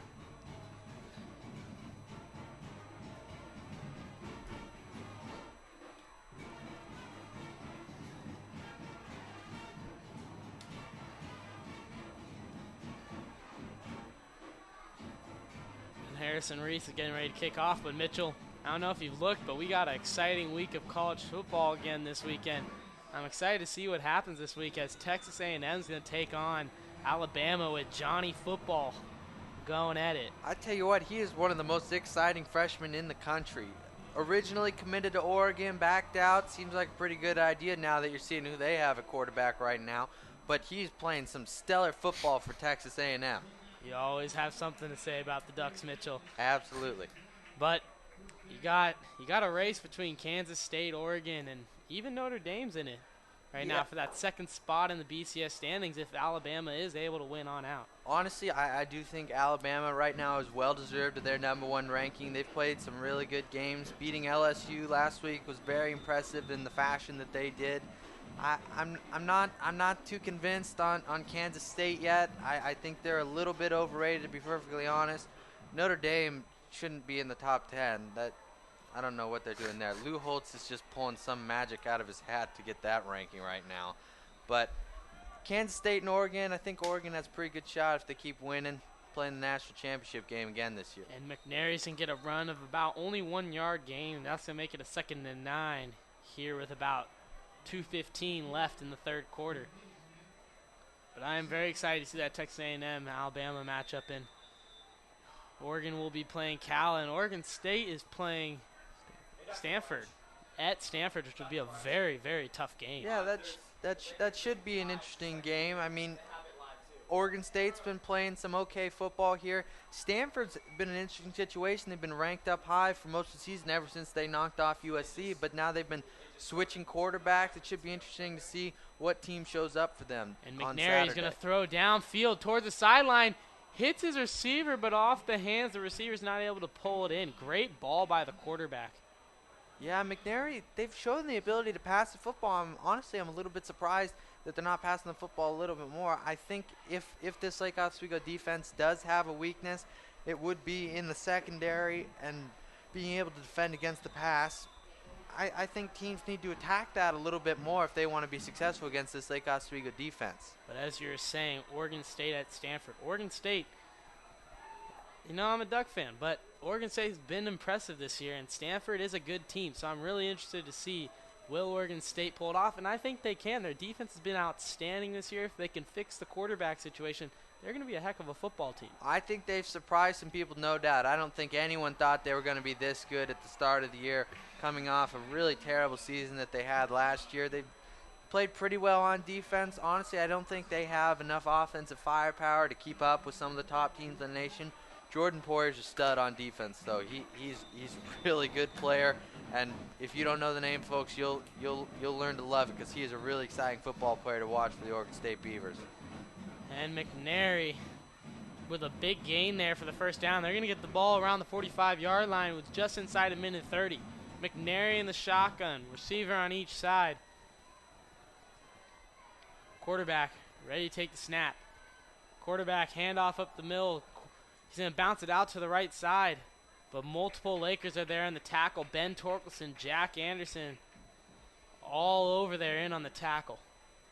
Yeah, I think that McNary needs to start taking some more shots downfield. They've been pretty successful with it. They still haven't had any turnovers because they've been playing so conservatively. And yeah, no turnovers is a good thing, but the other thing you're going to get out of that is no points on the scoreboard. You're not taking any risks. I mean, I think the most daring attempt they had was on that kickoff where they had the throwback play back to their side, which did get them positive yardage, but not into the end zone.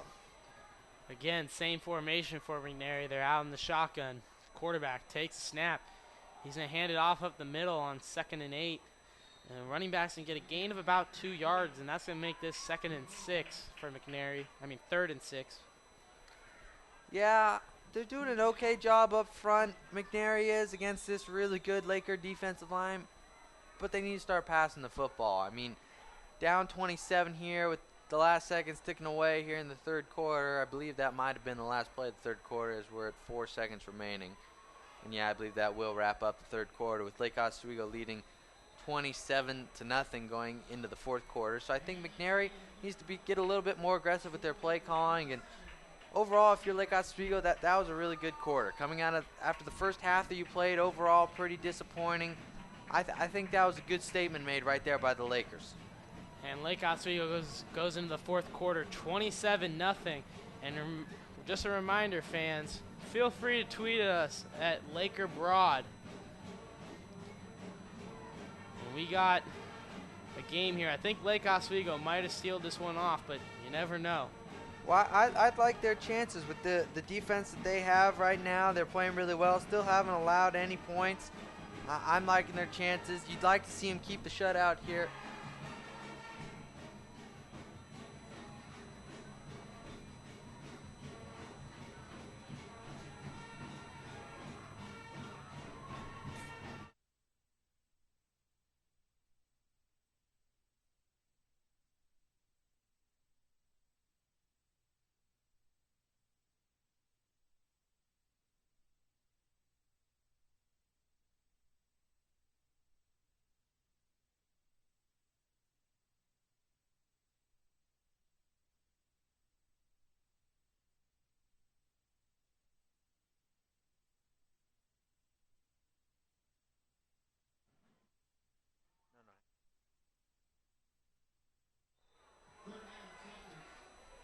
Third down and 6 for McNary as they're in the shotgun.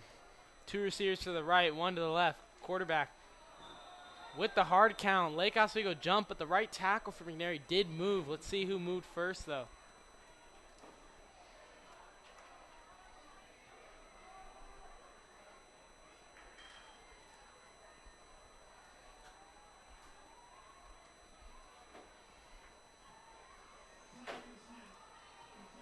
And they are going to say Lake Oswego drew the offensive player off sides.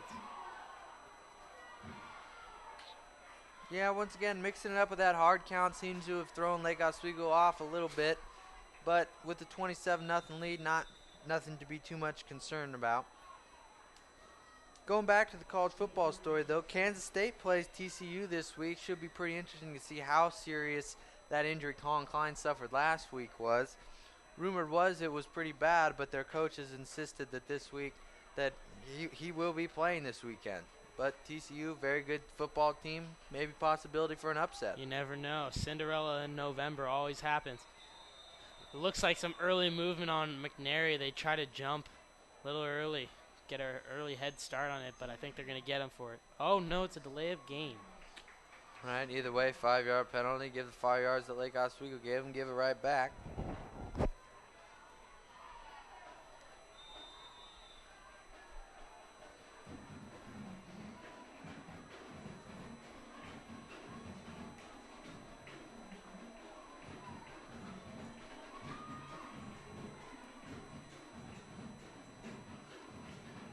Really seems like McNary's pretty slow out of the huddle. I think they've had a couple of delay game penalties, and I don't know if they're having trouble getting the play call into the quarterback, but they seem to be a little slow out of the huddle tonight.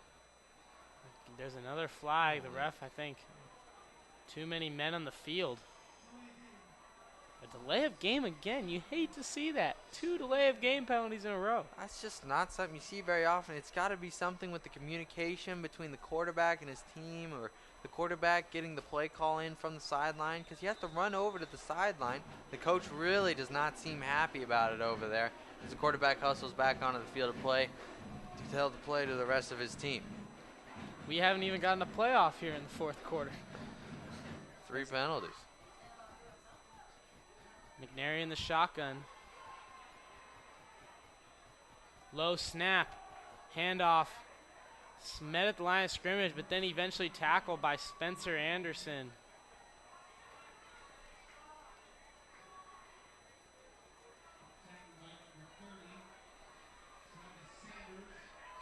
Spencer Anderson, Travis Sanders, and Ben Torkelson all in on the tackle. There, is this going to be a 4th and 7 for McNary, and it's a must-need first down here for McNary because they need to get a touchdown here if they want any chance at coming back. Yeah, I think the Lakers stop this one. I think they can pretty much wrap the game up with a solid time-eating drive. Low snap again. Quarterback under pressure, and he's going to get sacked. Multiple people. Original pressure brought by Travis Sander and Reed Martin, and then Ben Torkelson, Andrew Wren, and Spencer Anderson all in on the sack. Yeah, Lakers once again going to their bread and butter on 3rd and long, 4th and long. They bring that pressure off the edge with the 2 linebackers, the 2 outside linebackers coming down, and they're just coming untouched. They're just bringing more men on the blitz than they have blockers. They're just getting to the quarterback before he can find someone that's open. And for another score update, Aloha and Glencoe. Aloha only up 24-21 in the 3rd quarter. We got a nail-biter there in Aloha. I tell you what, that's a really surprising score. If holding Aloha to only 24 points, that's a pretty good job by and Glencoe. Jack Anderson's got some room up the middle, and he's going to find his way inside in the red zone. Big run by Jack Anderson. He just has that second gear that he just kicks it into once he gets past the linebackers. He kind of has that sort of Cam Newton-ish look where he's waiting and looking for that hole, and when he finds that hole, he just explodes through it. And then once he's into the secondary, he just makes people start looking slow. And they're going to go into the I formation here. Griffin to the right side, Palomini to the left. Holmes in the backfield with Underwood at fullback. Rupee takes a snap. Hands off to Holmes up the middle. Holmes got a hole. He's finding his way, but he's going to get tackled just a couple yards short of the end zone. Positive game right there. Solid play for the Lakers on first down. Going to set up, I believe, a 1st and goal for the Lakers. Should be able to punch it in here with 10:38 to go in the 4th quarter. Probably wrap up this football game.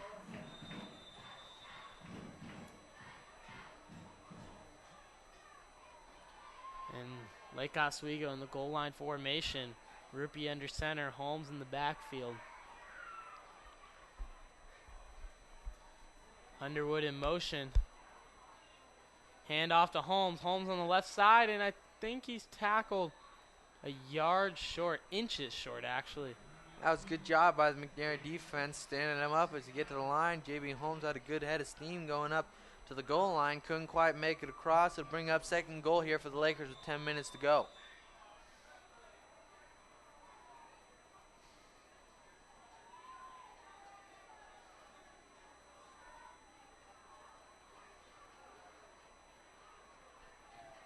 And this time they do get in.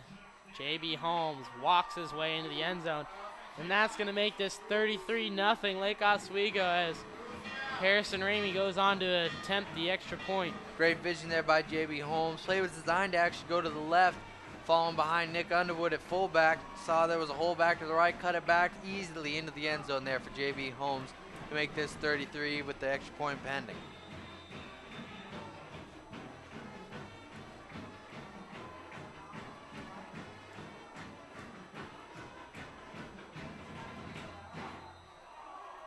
And the kick is no good as it hits off the crossbar. Yeah, they've struggled in the kicking game. I think that might come back to bite them later. Not in this 33-0 game, but you're gonna need to work on those in practice. I think that might be a point of emphasis this week for Coach Corey during practice. Right about now, though, with Lake Oswego leading 33-0, under 10 minutes to go here in the 4th quarter. I think the key now is just to get everyone out of the game healthy. Let some of the younger guys get in there, take some snaps. Just start looking ahead to next week.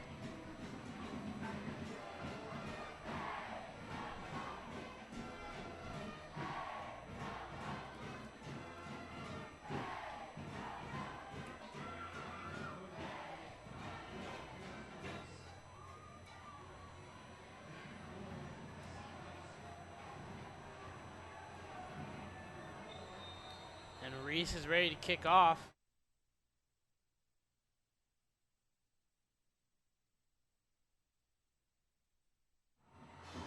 And the kick is off.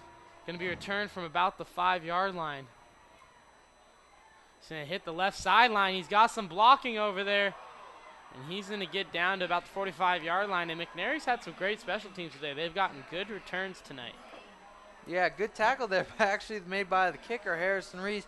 Good job once again using the sideline as an extra defender.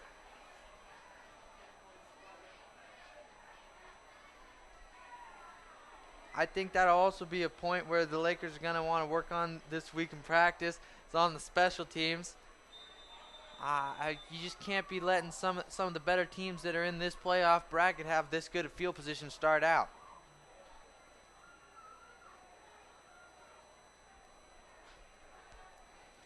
And McNary in the shotgun again, 2 receivers to the right. They take the snap, low snap, handoff up the middle. Running back is going to get tripped up by Neil Wagner and then eventually brought down by Jordan Horrock and Ryan Hill. Good form tackle there by Jordan Horrock. Got his face across the body, right on the football. It's exactly what you like to see. That's why this Lake Oswego defense is so good at forcing turnovers. They put their face mask right on the football. Makes it much more difficult to hold on to if you're the running back. McNary again in that shotgun formation, a receiver to each side. Quarterback calling something to the offensive line. Quarterback takes snap. He's going to throw a little screen pass out to the right side, but Lake Oswego has none of it as Andrew Wren, Neil Wagner, and Spencer Anderson all in on the tackle for a 2-3-yard loss. The Laker defense does a really great job of flowing with the football. I mean, if it's going on one side of the field, you have all 11 guys flowing to that side of the field. But the key is not over pursuing. The backside guys stay home. They don't allow for the big cutback plays, and that's the key to allow the linebackers to be able to flow as much as they do.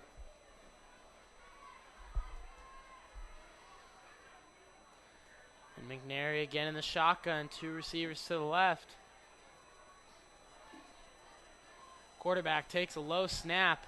Pump fakes to the sidelines, looking downfield. Got a receiver who had it in his hands, but Jordan Horrock comes in and makes a clean hit on him to make him drop it. But he had him there. You just put too much air under it. Yeah, Jordan Horrock bailed out Chad Walker there. He was beaten badly by a double move there by the McNary wide receiver. Good play design. I'm surprised we hadn't seen that earlier from McNary. It was a good play call. They've been running that little 7-8 yard out all game long. They went for it there. Chad bit on the pump fake, turned upfield for the out and up. It was there, just put a little bit too much air under the football.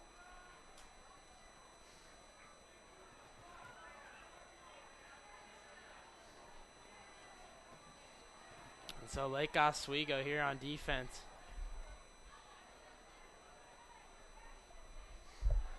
Quarterback rolls out to the left side.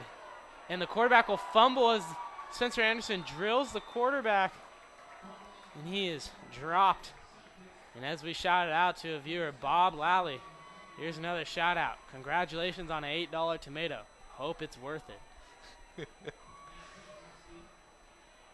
Yeah, almost saw a turnover forced there by the Lake Oswego defense. I've been pretty surprised they haven't forced one here today. McNary's done a really good job of holding on to the football. I think that was one of the things that really allowed them to stay into the game, in the football game early on.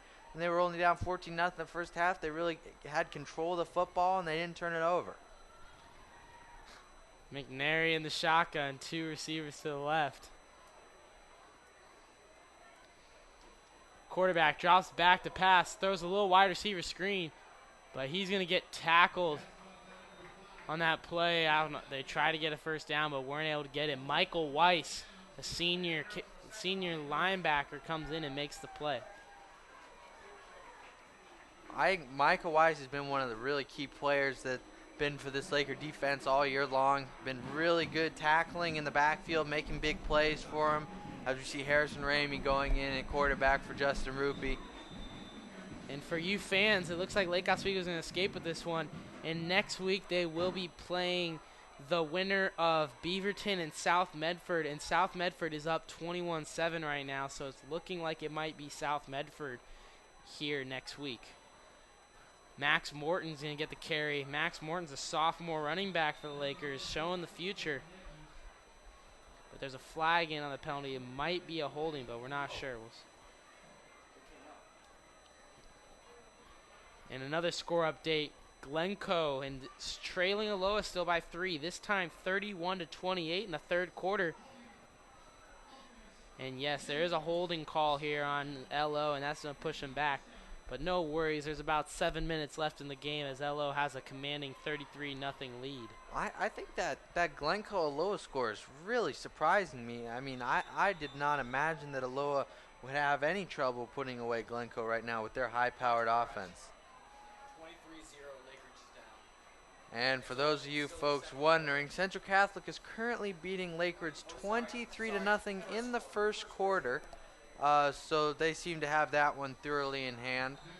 Lake Oswego's going to get a no-yard gain on the run by Max Morton, as they're just looking to run the clock out. Yeah, clock's ticking just under 7 minutes now. Lake Oswego 2nd and 17, just looking to hold on to the football. Hopefully pick up first down or 2, run out the rest of this clock.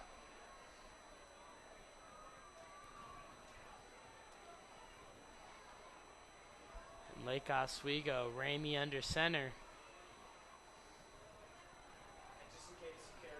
Ramey will take the snap, toss to the left side to Daniel Dennis.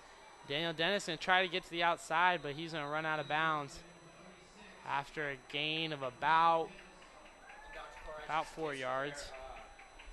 Southridge is killing Westland. The Aloha Glencoe game is a 3-point game. Yeah, with Glencoe down against Aloha. But 28-31, the high score is for them.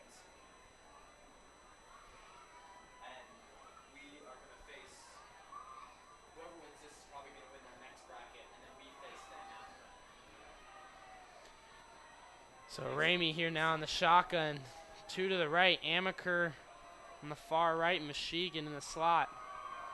High snap. Ramey's going to dive on it and makes a smart play to just get on it. High snap. Yeah, you haven't seen very many of those this year. Generally, the Lake Oswego center's been really reliable. I think it's the first time I've seen the ball snapped over the head of the Lake Oswego quarterback this year. Good job by Harrison Ramey, just falling on that football, making sure McNary doesn't recover with amazing field position. So it looks like they're going to punt Connor Griffin in to punt. And Jack Anderson has usually been punting for the Lakers, but it looks like they switched it up and put Connor Griffin back there. And he's done a good job tonight. Yeah, he's had a couple of really nice punts. Boy, really surprised he picked that one up there. Chad Walker in on the tackle. Great special teams tackle by Mr. Walker. You got to love his physicality right there, his ability. He's past the play, still sticks an arm in, trying to rip that football out. Even with 5:24 left in the game, Lake Oswego special teams still trying to make a play. You got to love it. For those fans who've been wondering all season, as you can tell, me and Mitchell are quite fond of Chad Walker. Great guy. He's a great guy, great kid. He's a great kid, just does everything right, and he's doing a great job of football. He's coming back this year, and he's getting into the flow, and he's actually contributed to this football team. Yeah, he's become a really big player on special teams, and you're actually seeing him get a lot of playing time in a cornerback this week for the Lakers. McNary again in the shotgun.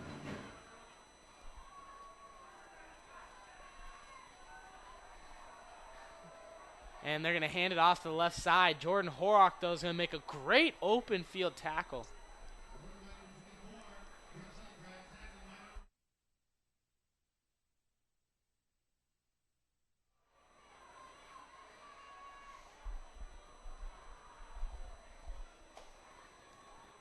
Mitchell, my question to you is, would you buy an $8 tomato?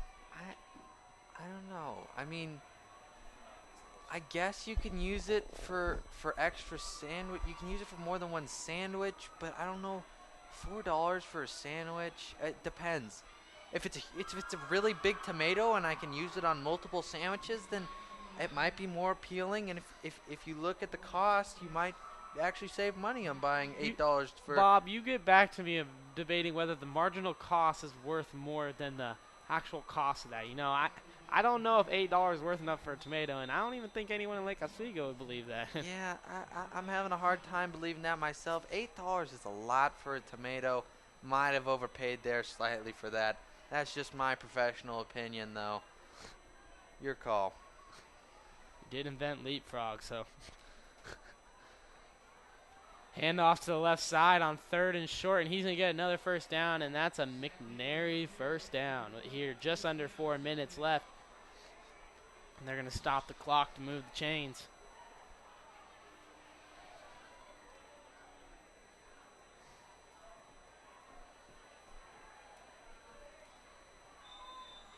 Yeah, I think this Lake Oswego's second team defense is playing pretty well right now. They're wrapping up. They're not allowing the big play.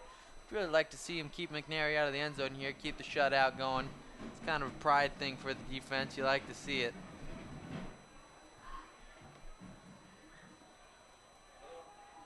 And there's going to be a handoff to the left side. He's going to get towards the sideline, but barely no gain. There's a flag coming in over there late.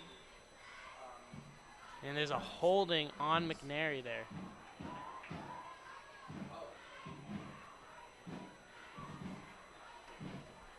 Kind of an interesting call there by the ref. You'd like him just to keep the clock rolling and not really call the holding penalty, but he is the one holding the yellow flag, and that is his job. So here we are calling the holding penalty on McNary, which will send him back 10 yards.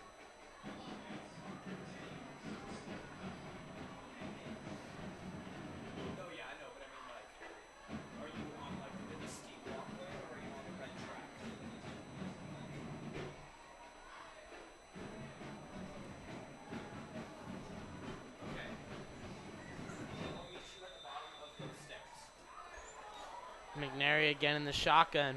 Quarterback takes a snap. He's going to look downfield, but he's got nothing.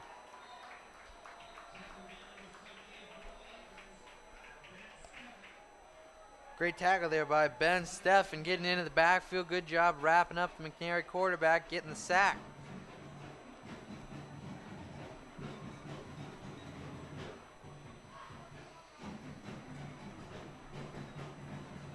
Looks like the penalty will be a holding call against McNary. I would expect the Lakers to decline it with 3:41 here remaining in the game.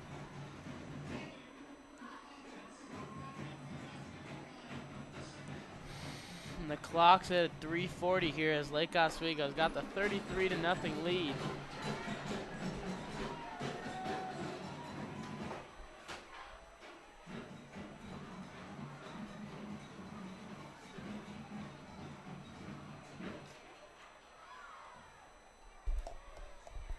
And McNary here has the ball at their own 41. The refs looking over toward the sideline. Seems to be a little bit of confusion. And for a score update, it's still 31-28 there as we're keeping our eye on that Glencoe-Aloha game late in the third quarter. We got a nail bite over there. Yeah, it's still really surprising score. Although over here, I think this might have been a good game for the Lakers. They really haven't been tested into the second half at any point in time really this year, and I think only being up 14-0 at halftime, having to go in and actually make adjustments at halftime and have to play more of a complete game, much like the Oregon Ducks. Intercepted by Lake Oswego there. Got a hand on it. Wasn't able to reel it in, but looks like Lake Oswego will be the only one to represent the Three Rivers League as West Lynn's getting smashed 52-14 by Southridge. And Lake Ridge so far is down 23-0 in the first quarter. Yeah. So it's not looking good for the Three Rivers, and hopefully LO can bring a title to the Three Rivers. I think they have a pretty good shot at doing it. I think going back to my original point, this was a good game to test them, to see how having to play later into the game, and I think they came up to the challenge and they were up to it. It was a good job. And Mason Zaire is going to push him out on the long third down conversion, which got a gain of about 8 yards, and that's going to make this fourth and very long. Fourth and about 18, maybe 20.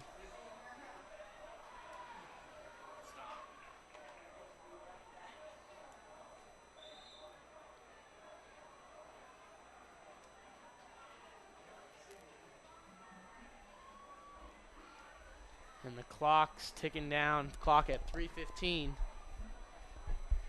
left in the game.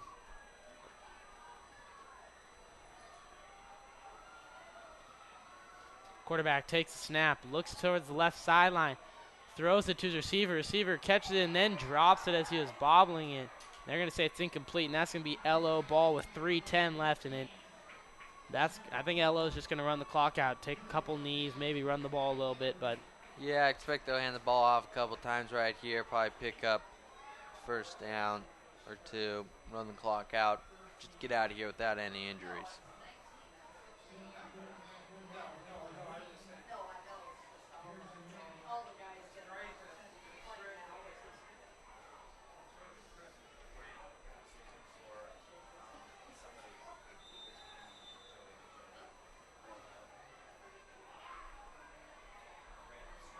Harrison Ramey under center. Young Kim to the far right. Max Morton in at running back.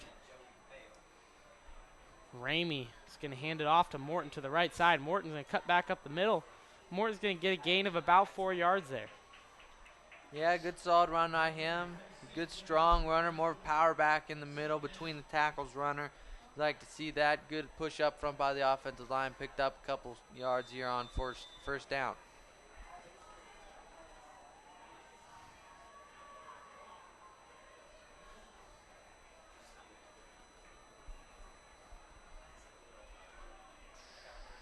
Lake Oswego will go back under center with the clock ticking down, under 2 minutes and 30 seconds to go in the football game.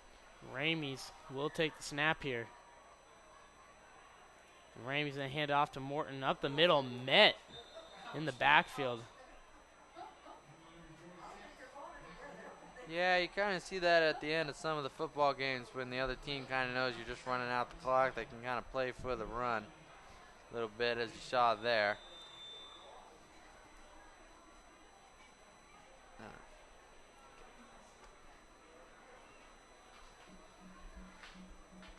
That brings up a 3rd and 9 as the clock ticks under 2 minutes for the Lakers.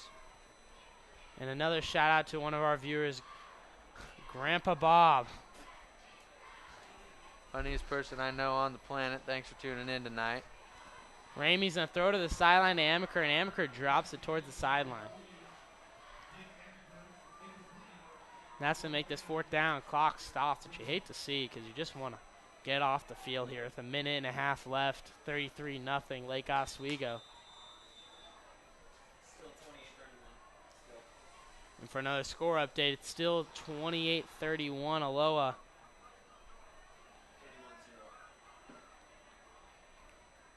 Oh, and Central Catholic has pushed the Lake Ridge score up to 31-0 Central Catholic early on in the second quarter. Lake Ridge appears to be struggling.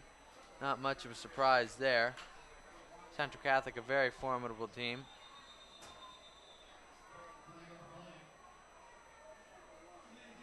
And we have a delay game here with 1 minute and 39 seconds remaining to go in the contest. That'll push the Lakers back 5 yards, bring up a 4th and looks like about 14 here for the Lakers.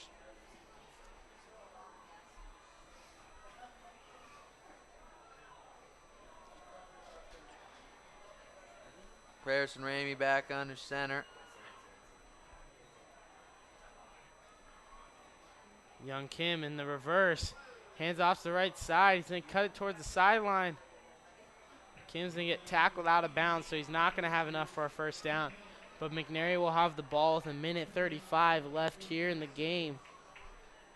I tell you what, Young Kim's really fast. He's really good coming off that fly sweep. Does a great job of getting to the edge. Lakers do a great job of utilizing his speed when he's in the football game.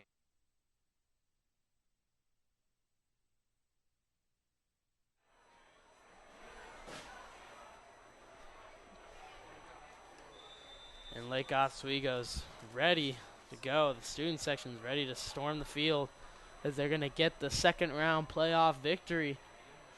So Lake Oswego is trying to get back-to-back titles in football. No, you know, sometimes you see teams come out a little bit sluggish after they had the bye in the first week. And it was intercepted by Chad Walker. Chad Walker's going to take this one to the house. Chad Walker, Mr. C. Butter takes it to the house. 39-0. Chad Walker. That's just a great play there by Chad Walker, making a great break on the ball. They've been running that out route all night long. He saw it, read the quarterback's eyes, made a break on the ball, undercut the route beautifully, and it was all green turf all the way into the end zone for the touchdown.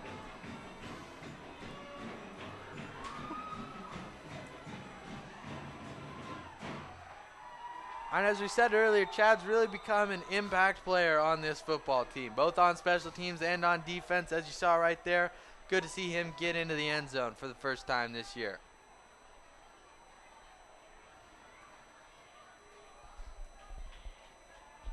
And Harrison Raymond, they're going to go for 2 here. Harrison under center. He's going to hand it to Morton. Morton's going to run it up the middle. And he's going to find his way in for the 2-point conversion. That's going to make it 41-0 with a 1:25. And when you thought nothing was going to happen, Chad Walker, the man on the broadcast, comes in with a big play. That was a great play there by Chad. Really textbook done. Textbook right there at corner. You got to love it. With 1:25 remaining, Lakers look like they've got this game pretty much wrapped up at 41-0.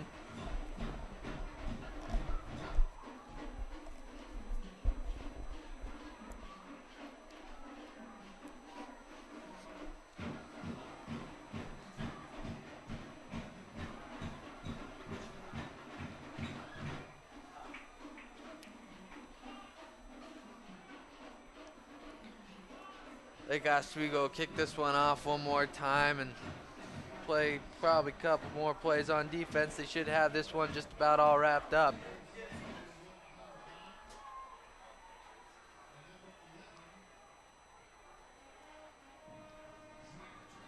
And Reese will kick it off with a 1:25.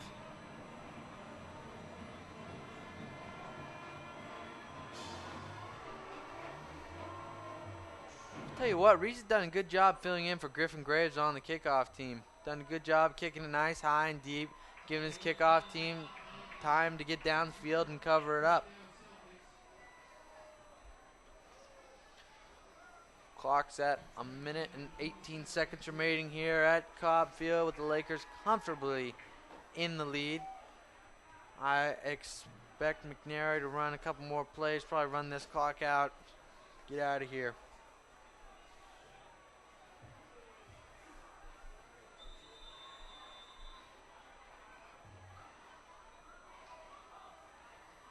And you gotta love that Chad Walker, who's taking 2 years off of football, comes in and makes a big play, gets a touchdown.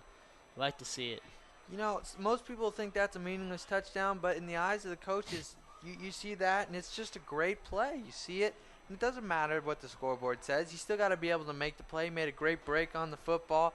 Solid play, took it to the house. That's what you like to see, playmaking after you make the interception. Couldn't have said it any better, Mitchell. So it looks like McNary's trying to get out of here as well as they're just running the clock down. The buses are already starting. It'll be second and about 4 for McNary as the clock ticks under a minute now here with the Lakers in the lead, 41-0. They'll probably run one more play, and that should wrap up the ball game.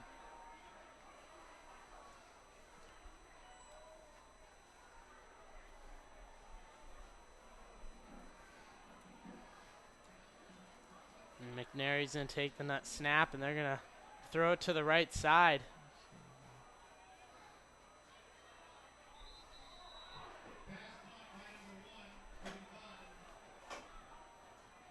And he goes out of bounds there, which will stop the clock with 27.5 seconds remaining. And he almost took out the weight training coach, Shepard, Ryan Shepard. You see a little athleticism there from the coach, jumping over the player. Oh, absolutely. As a weight training coach, you got to be able to show the stuff you're teaching to the kids. He is in perfect physical condition, fully able to jump over that pile coming at him. 27.5 seconds left. First down and 10 for McNary. Quarterback's going to take the snap. He's going to scramble. And he gets sacked from behind. And I think that might just about do it. Number 78, Ben Steffen, with the big sack to end the game as the clock's ticking down, and I don't think they're going to get off another play. Game over. Lake Oswego advances. They'll be playing the winner of Beaverton and South Medford next week. Thanks for tuning in tonight, folks. Follow us on Laker Broad, at Laker Broad. Tweet at us. Do whatever you can. Show the love. Hope to see you next week, folks.